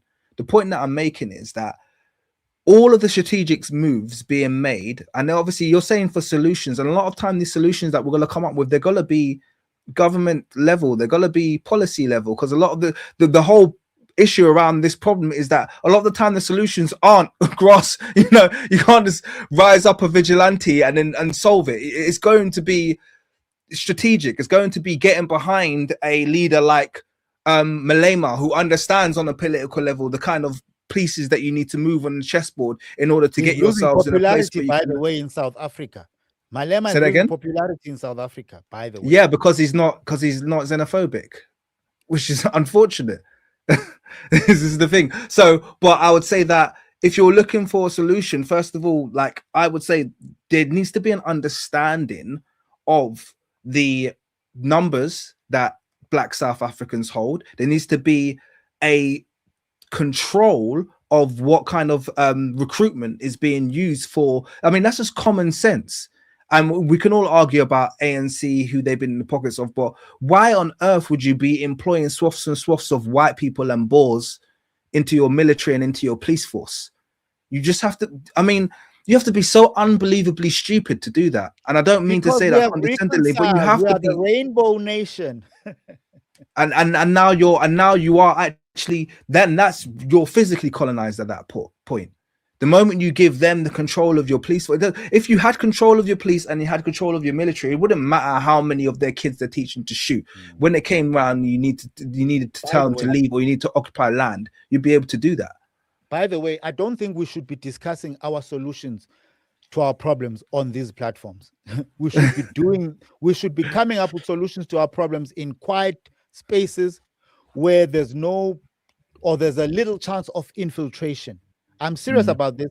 This is something I always say on my platform. Guys, we can talk here. We know our problems, but if we want to discuss our solutions, let's just be on the surface. If we want to go deep, let's discuss these things in privacy. Yeah, I hear you. I agree with that. What I wanted to bring to your attention is the issue of land. It's something that should have been rectified a long time ago. It's something that the government, from an outsider perspective, I feel is scared to touch. But I believe that when the land is returned rightfully to the rightful owners, the Bantu people, it's going to cause a lot of problems because the pan-Europeans are all going to gather up, put sanctions on South Africa. But we have to understand that we're going to have some sacrifices. You know, we're going to have to really suffer for our sovereignty, our real sovereignty. Yes, it's comfortable to live in this kind of like little situation where we're kind of just managing within the oppression, but it's not really a long-term solution for our people, our race. And yes, it will be painful. And I know the government is probably scared to go there, but it really has to go there. Zimbabwe did it, and the pan-Europeans all gathered and destroyed the economy. They really made Zimbabwe suffer so hard. But that was the pain they had to pay for us to be able to say, this is our home. I can't go to Holland and own those like acres and acres of land. I can't go to the UK. But what is the level of disrespect that Black people we accept? And it's a spiritual thing. It's a spiritual thing where we allow people to disrespect us on our home soil.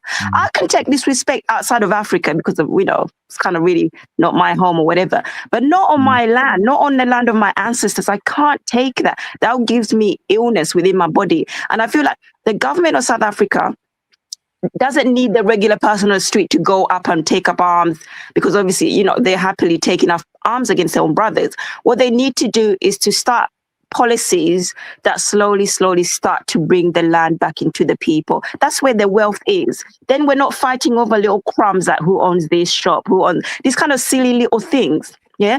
Black people, we need to be not afraid to gain power. It's something that I see us globally. We struggle with the notion of power. We feel more comfortable being under the whites. They run everything. Oh, wait, who are we? But you know what? We weren't always like this. We used to hold power globally. We need to get back into that mindset that we are the level of authority. We are so inexperienced with power that any points of having power scares us. We self-sabotage. We have raccoons within the Black race that stop us.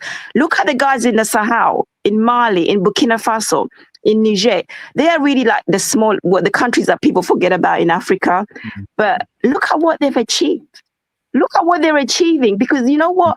They are showing me for the longest time a Black man that is within his power, he's walking in his sovereignty. That hasn't been seen anywhere, not in the diaspora, not in, we have all these puppet leaders in Africa, we have not seen these three men that are Black, they are sovereignty in mind. When are we going to get that mindset that it's okay to have power? Our people are afraid of power.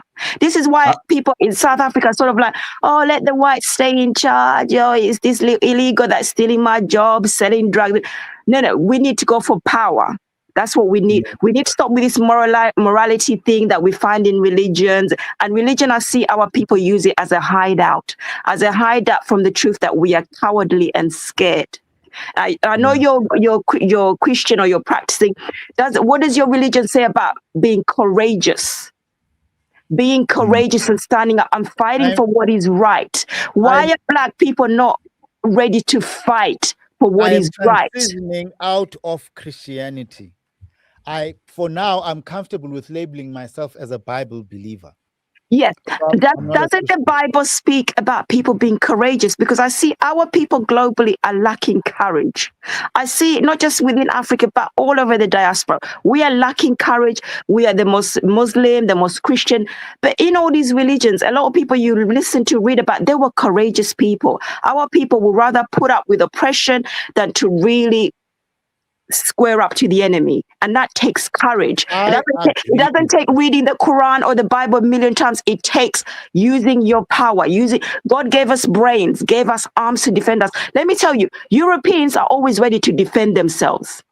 They are ready to defend themselves against any enemy, especially us. But we'll be the one that moralizing, let me speak.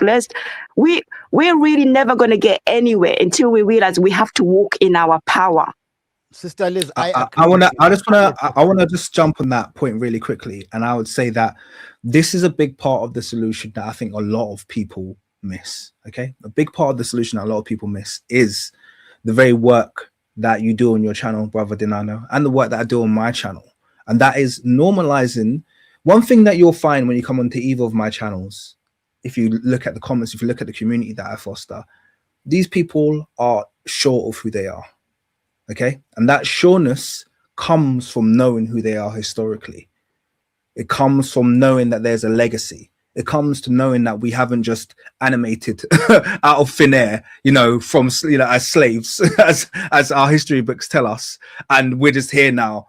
And I think that's where a lot of the lack of confidence in self, the willingness to bootlick, the willingness to raccoon, the willingness to sell your brother out, a lot of that comes from this very presentist perspective on who we are. You look at our current situation and you think we've always been like this. These people over here, these pretenders who currently inhabit our nations, they've always been the ones on top. And because they have that perspective, they see the very best outcome being collaboration with the colonists, collaboration with the imperialists. If I can collaborate with them and I can be on the right side, I can take out as many of these idiot Africans, and at the end of it, I'll be rewarded with my 30 pieces of silver. That's their outlook. Whereas if they had a true understanding, like Liz does, like yourself does, of who we are, of the land that they're on, of the people that they come from, they wouldn't be so quick to sell it out. They wouldn't be so quick to sell out their birthright. In fact, they would be demanding, and they would see what they're doing, as I do, as a restoration. I see what's happening in AES. I don't see it as kind of like some people who aren't informed on their history look at what's happening, and they see it as, oh, this is novel, this is new, this is great, it's not going to last. I see it as people who are just trying to restore. They're restorationists to me, but that's because I understand who we are. I understand who Africans are. I understand who our ancestors are. And so to me, that's restoration. That's something that's hopefully going to move us towards the normal order, which was, us being in positions of power, not at the feet and at the behest of the Europeans. So I think the education is a big part, because I don't think I've ever met someone who is upwardly mobile in terms of their vision for Africa, in terms of being Pan-Africanist or being pro-Black. I've never met anybody who does that effectively and is misinformed about history. That has to come first, almost all the time. You have to understand who you are, and then you can be effective. You create a Traore by Traore being raised on the stories of Sankara, and understanding the potential of his nation, and understand history, and understand that, hey, what the hell are these people doing here? What are they doing? What are these invaders doing here? Why are we bowing down to these deficient people, these less thans? And unfortunately, what we've seen in South Africa is that you guys, I feel like, are just saturated in their propaganda permanently, 24/7. They own the media, they own everything, and you're just saturated in their propaganda. And I think that's what causes a lot of the inner deficiency. That's what caused a lot of the confusion. They've saturated you with their bullshit history. Excuse my French. That's what I'm saying, Andrew. I agree with you guys. And that's why I spoke of systems. They have taken hold of systems, and we have lost who we are because we have now been educated in their systems. And once you start speaking like the oppressor, you start thinking like the oppressor. They've put proper systems in place to change our mindset, to think like them. You know, it's such a sad case, my country. I'm not even proud to be a South African. I've said this before. I'm not even proud of this place, because if I even have to fight for this place, what am I fighting for when I'm at the bottom of the feeding trough? You know, we are still, there was a news story that came out not too long ago where we were being told that African history from the African perspective is now going to be taught in our schools. 30, however many years on, we are still talking about that. And the pushback and the jokes that are coming from the white community about these things, like that phrase I told you about. I saw someone put out that phrase on one of those social media posts. We was kangs and ish. But demons. and You are living with demons, and you're and convincing yourself like this woman. Sorry, go on. Yeah, and our people are, we are messed up people, man. And I agree with what you guys are saying. We are messed up people. We need to seek solutions to our problems. But then again, we can talk on these platforms, but we should not be discussing our solutions on these platforms. If we are serious about them and we know that these are solutions that can bring about meaningful change, immediate change, because I always get frustrated with us saying, no, maybe in the future, 2030 goal. No, our matter is urgent. We need to find imminent solutions to our problems, but we cannot discuss them here.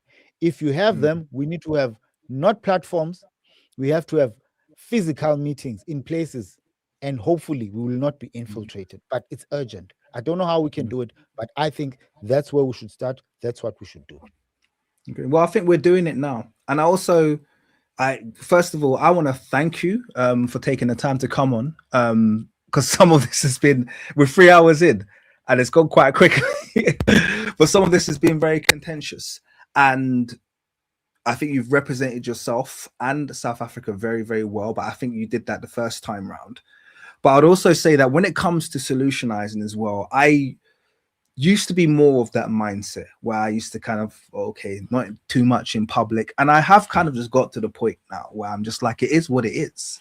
It is what it is. Everybody's out there. You've got President Trump just kidnapping leaders, dropping bombs and saying, yeah, we're doing it because we want regime change. They're not even trying to hide it in diplomacy anywhere. So I kind of do feel like the world has evolved somewhat. And it's kind of like, look, we can sit back and try and be clandestine about this and hope that we can sneak through a solution here or there. Or I actually think part of the solution is just being open and bold and talking about who we are, talking about our expectations, talking openly about when we're being manipulated as well.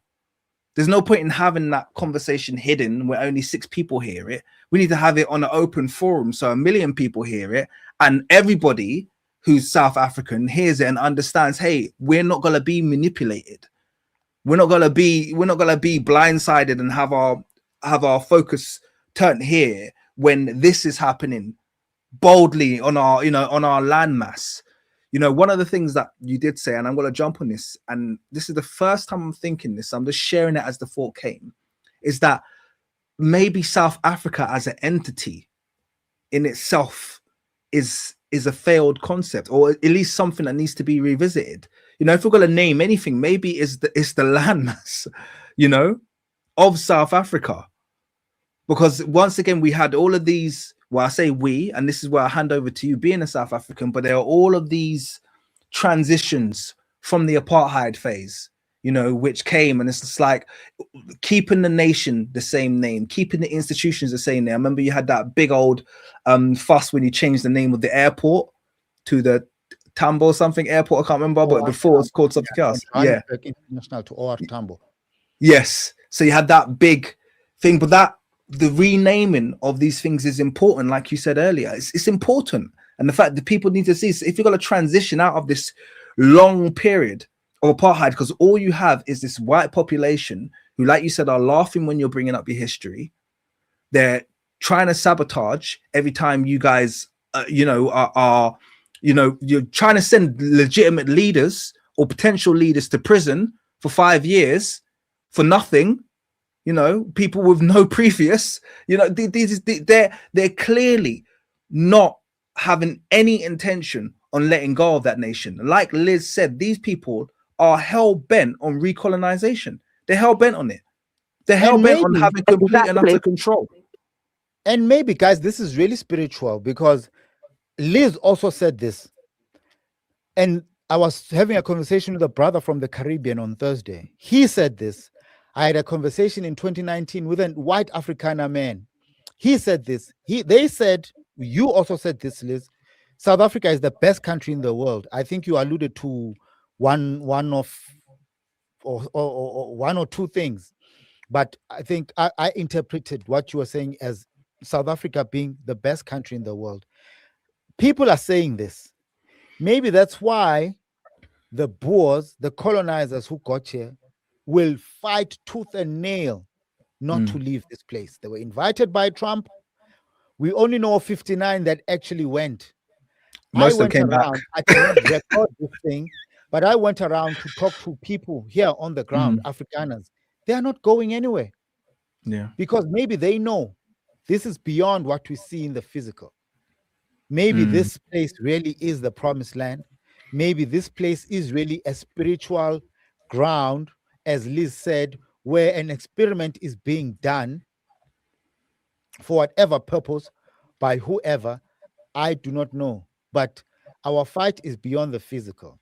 It is spiritual. Can I just say, that's really, I really want to thank you for coming on and speaking to King Mono, because obviously you've got a different audience that you can share the information with and reach out to them, that we need many people to be awake. And I also say our struggle as a global African people is global. We're being attacked in the USA. They're removing the Voters Act. All the rights that Black Americans fought for, they are reeling them back. So I feel like, we have the guys in the Sahel Alliance really fighting for our people really hard. They had a really big battle on the 25th of April. I don't know. You had all these colonial powers attacking Mali, and Mali came through strong. That ancestral energy, we held on. But we're being attacked everywhere. And I feel like I do give credit to my South African brothers and sisters. Like, the plan was to get rid of all of you guys, to have this little extremely just white colony. And we are still there. We're still hanging on by a thread, but fighting each other is not going to help us. We're actually moving backwards. And our struggle is it's in all areas. And I do appreciate, King, all the work that you do, because part of knowing our history is also, that's a war front as well, because history is also a battlefield. Getting our information, who we are out there to our people, is also it's also in the trenches, to be honest. And I really do appreciate all the work that you do. I really just wanted to let you know, I do appreciate the work that you do, in that sense that we can't look at history as just, remembering how great we were in the past and da-da-da. That's also a battle line. Telling our history is also a front line. So our people don't know how we were in charge previously. We were within our power. They only know us as sort of defeated, colonized, enslaved. That is not our history. That's just a little drop of our history. So I feel like interruption, I call it. Yeah, we were interrupted. So I feel like, wherever way we can get our people, and I actually understand we can't be telling all of our business on these platforms. The business of trying to liberate our people, we might need other areas as well. But I understand, I have a fear that the plan is to take South Africa completely. And I feel like we are not seeing the bigger picture. They are isolating our people. And I've seen everybody online, Black people from all over the world, we don't like them. This is how abusers isolate their victims. And before, we would have just come in and said, no, we can't be doing that. Once they've isolated the Black South Africans, the Pan-Europeans, as they're always plotting and doing things behind our back about us, they would just come in. They'd be like, now no one's going to come for you. And I see that happening. I see that this is the plan. And I hope that you do let our people know, you're on the ground, that we're really in trouble, Yeah, it's important to know that we are not. People need to understand that we are not two races. Yeah. So when it comes to Africans, yeah, and white people and black people, let's say for white people are a single ethnic group. They're a single tribe that speak different languages. That's how closely related they are. Yeah. Who's this? So Who's this? white people, Europeans, Indo-Europeans. Okay, They're a single tribe that speak different languages. They're a single ethnic group. So when she keeps saying that, you know, these pan-Europeans stick together, there is a reason why. There's not much diversity going on there. So they're not comparable. They're not like a direct comparison. It's not like white, black. It's kind of like, no, these are a very tiny group that has expanded very rapidly over recent years. Okay, we're talking about recent past few hundred years, expanded incredibly rapidly and spread around the world and spread chaos. Yeah, that's how I view them. That's how I'm always going to view them. That's because I'm historically literate. People can argue this, that, and the other, but the fact of the matter is they have no footprint in history beyond a certain point. We, as the global melanated community, are entrenched. We're diverse and entrenched into the soil of near enough every nation. And so there's a big difference in terms of how we're dealing with these people. They don't have that legacy. We have a very long legacy. This is a tiny blip. Let me ask you a question. Yes. Maybe this thing is spiritual about black people. You saying we quite dominant in terms of numbers. We are all over the place, right? Mm-hmm. What is the one thing that we are in control of as black people? With so many numbers, us being present in every continent, is there anything we're in control of? It's a very good question. Currently, the only thing I think we dominate, and this is going to come very fluffy because really the answer is nothing. But if I was going to say the only thing that I think we still dominate is culture. I think we still have a very strong influence in global culture. Dancing and rapping and singing. Just culture in general. The world will reflect the culture that black people emanate. The world will reflect it.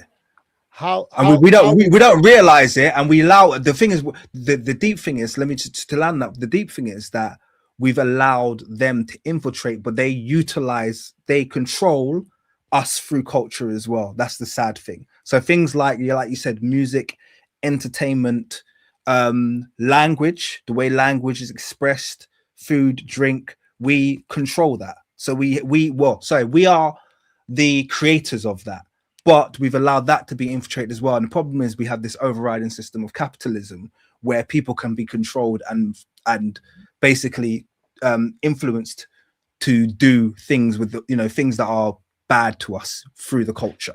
Can we use that as a means of control? Can we use that as a means of control? This culture?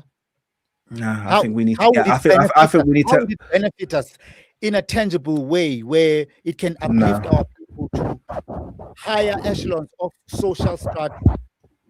My response would be, I don't think we should focus on that. I think our focus, if I was to say our focus needs to be the material and military emancipation of Africa. That has to be the focus, because we're never going to have control of these various cultures, etc., until we get into an economic position where we can express them without it being easy to find a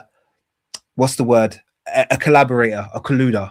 They're always able to find collaborators and colluders because we're so poor. It doesn't take that much effort to get us to turn on each other. It's very easy. So at the moment, we need my number one focus, and I would say a lot of maybe other Africans' number one focus is the support for the AES, the support for actual uprisings and actual presidents and governments that look like they're making positive steps forwards, because that's the first thing that needs to take place.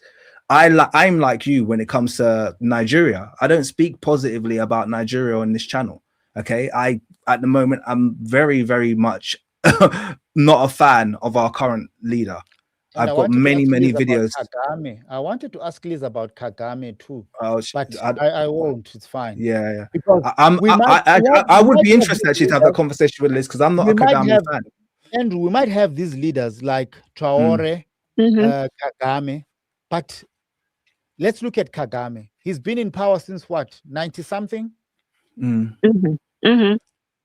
How much influence has Rwanda had on global politics or anything meaningful for the greater continent? For someone who some hold in a very high regard as a person that brought about change, who's becoming a controversial figure now for some people in Rwanda, because some people are saying he's stifling opposition. There are some people who have strong opinions on people like Kagame, by the way, who would say, yeah, maybe we do need leaders like that will stifle opposition, that's going to take us back when we've advanced so much. But can I answer the question about the state of democracy in Africa?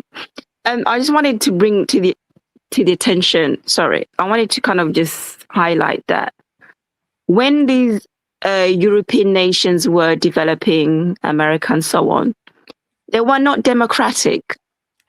They were actually developing under very authoritarian means and processes. And what they try to do with Africa, we are very diverse people, ethnicities. I mean, just name it. It's a whole soup in just one country. Now, for them to say, hi, guys, you must be democratic before you can develop, it's really very challenging, because something they never managed, considering a lot of them are very homogeneous groups, not much differences. With Africans, we are so diverse. To say to us, you must be democratic before you can develop, is they're trying to set us up. So I see why in Africa we need leaders that are going to say, guys, before we get into these fancy multi-political parties, let's just develop first. Because that's what the Europeans did. They developed, and then later on they're like, oh, what about this democracy thing? Sounds very nice. Once they had developed. But to us African nations, which have multiple ethnicities within one country, to be democratic before we can develop, we are never going to get there. So I understand the values of leaders like Paul Kagame, Traoré in Burkina Faso, saying we don't even need this more 100-party system. What we need is to get the infrastructure running, get our development on track, and then when we reach a place where we're living good, then we can start looking at these really, hobbies like, democracy and this and that. But to tell Africans, you all must be democratic before you can develop like us, that's a lie, because they never did it that way. And I understand the value of African leaders that say, listen, guys, we don't, this will be nice and hanky-dory, everyone gets a voice, but let's first get our house in order. We need all our basics met for our people. And when we get to a stage like they did, then we can start doing, what do you believe? What party? But to tell Africans who are too diverse for me, we're very diverse, to say, you guys must do this democracy thing, which we never did, but we want you guys to do it. They are setting us up, because every moment they say, this country's not democratic, you're not having elections. And all of this election thing, what do we happen? We end up beating each other up. There is stolen elections. We're fighting over religious lines, ethnic lines. We never get to building the roads. We're never getting to building the hospitals. We're never getting to school. The things that are really mattering to people's everyday lives. We don't get to that. So what I say, yes, so the leaders that we say, they don't want these more political parties, they are so primitive and backwards. No, they're actually seeing how China developed. Now it's probably the #1 economy in the world. They don't have this election. They just said, let's focus on getting our people out of poverty. Once Africans, we're fully out of all our basic needs are met, then we can entertain these nice ideas. What political party? What do you believe? Then we can get there. But if we're trying to use European model of democracy, mind you, Africa, we had our own better models that we kind of got rid of. I don't want to go into that today.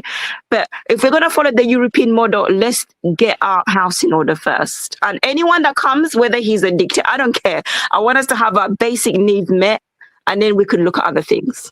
So remember, they create terms like dictatorship. They throw these around. Despot, dictator will turn around and will become a monarch and a leader when you're discussing someone that's in the UK. So remember, it's the same way they'll switch around freedom fighter with terrorist. They'll turn around and say a separatist instead of an insurgent. They like to use these different terminologies depending on if someone is for the West or is against the West, is for global white supremacy or is against it. Democracy by design is a failed system. Do you realize we don't even really have globally a model of successful democracy? They push That's true. they push democracy onto Africa as though it's the solution, knowing full well that democracy is never going to be a solution, particularly the one that they push in Africa, which is not even a democracy, it's a capito democracy. In other words, it means that the person who wins is normally the person who's had most financial backing. That's normally how it works. Yeah, that's how whoever gets the most funders is the one who will find themselves in power, like we're seeing with reform in the UK. So it's a capito democracy. It's something that they control externally, and they know that this is a failed system. It's not designed to work or to succeed. If you look at the actual, like Liz just said, the actual African nations that actually have some kind of success are the ones who overthrow democracies. In Africa, to have success, you actually have to overthrow the democracy. I actually said previously on my channel, and I said this with full chest, and I'll say it again, that monarchies are infinitely better systems for any nation than democracies. And people are like, oh, but look throughout the Middle East. Look at the richest Middle Eastern nations, the ones that look up. It's always monarchies or some kind of system of long leadership. Now, why is this the case? Let's think about democracy on a very practical level. Democracy is a 4 to 5 year window where someone knows they're going to be in power. What can you enact in 4 to 5 years that's really going to transform a nation?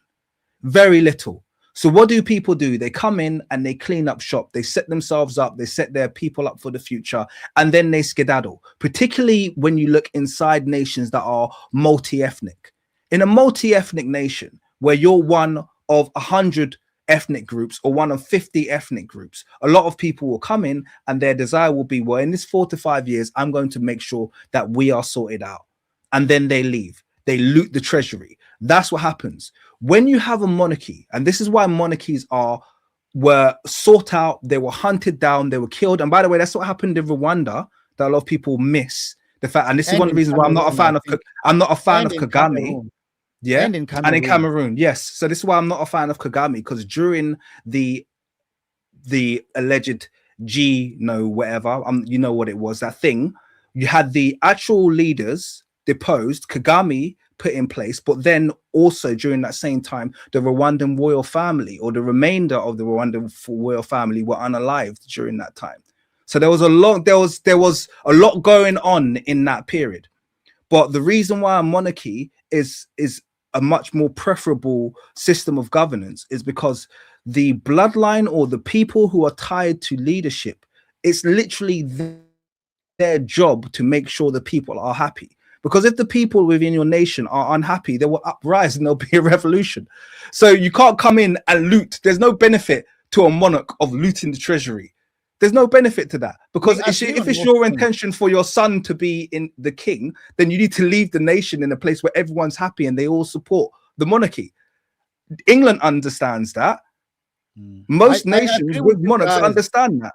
Andrew, on most things, I agree with you guys, and I think we agree on most things. I think one of our biggest problem as Africans in general and South Africans is that the systems put in place, systems of governance or whatever systems we may think of, and I want to take you to a video on my channel on this one, are not our systems. Yeah. Whether it's capitalism, whether it's democracy, whatever system you can think of.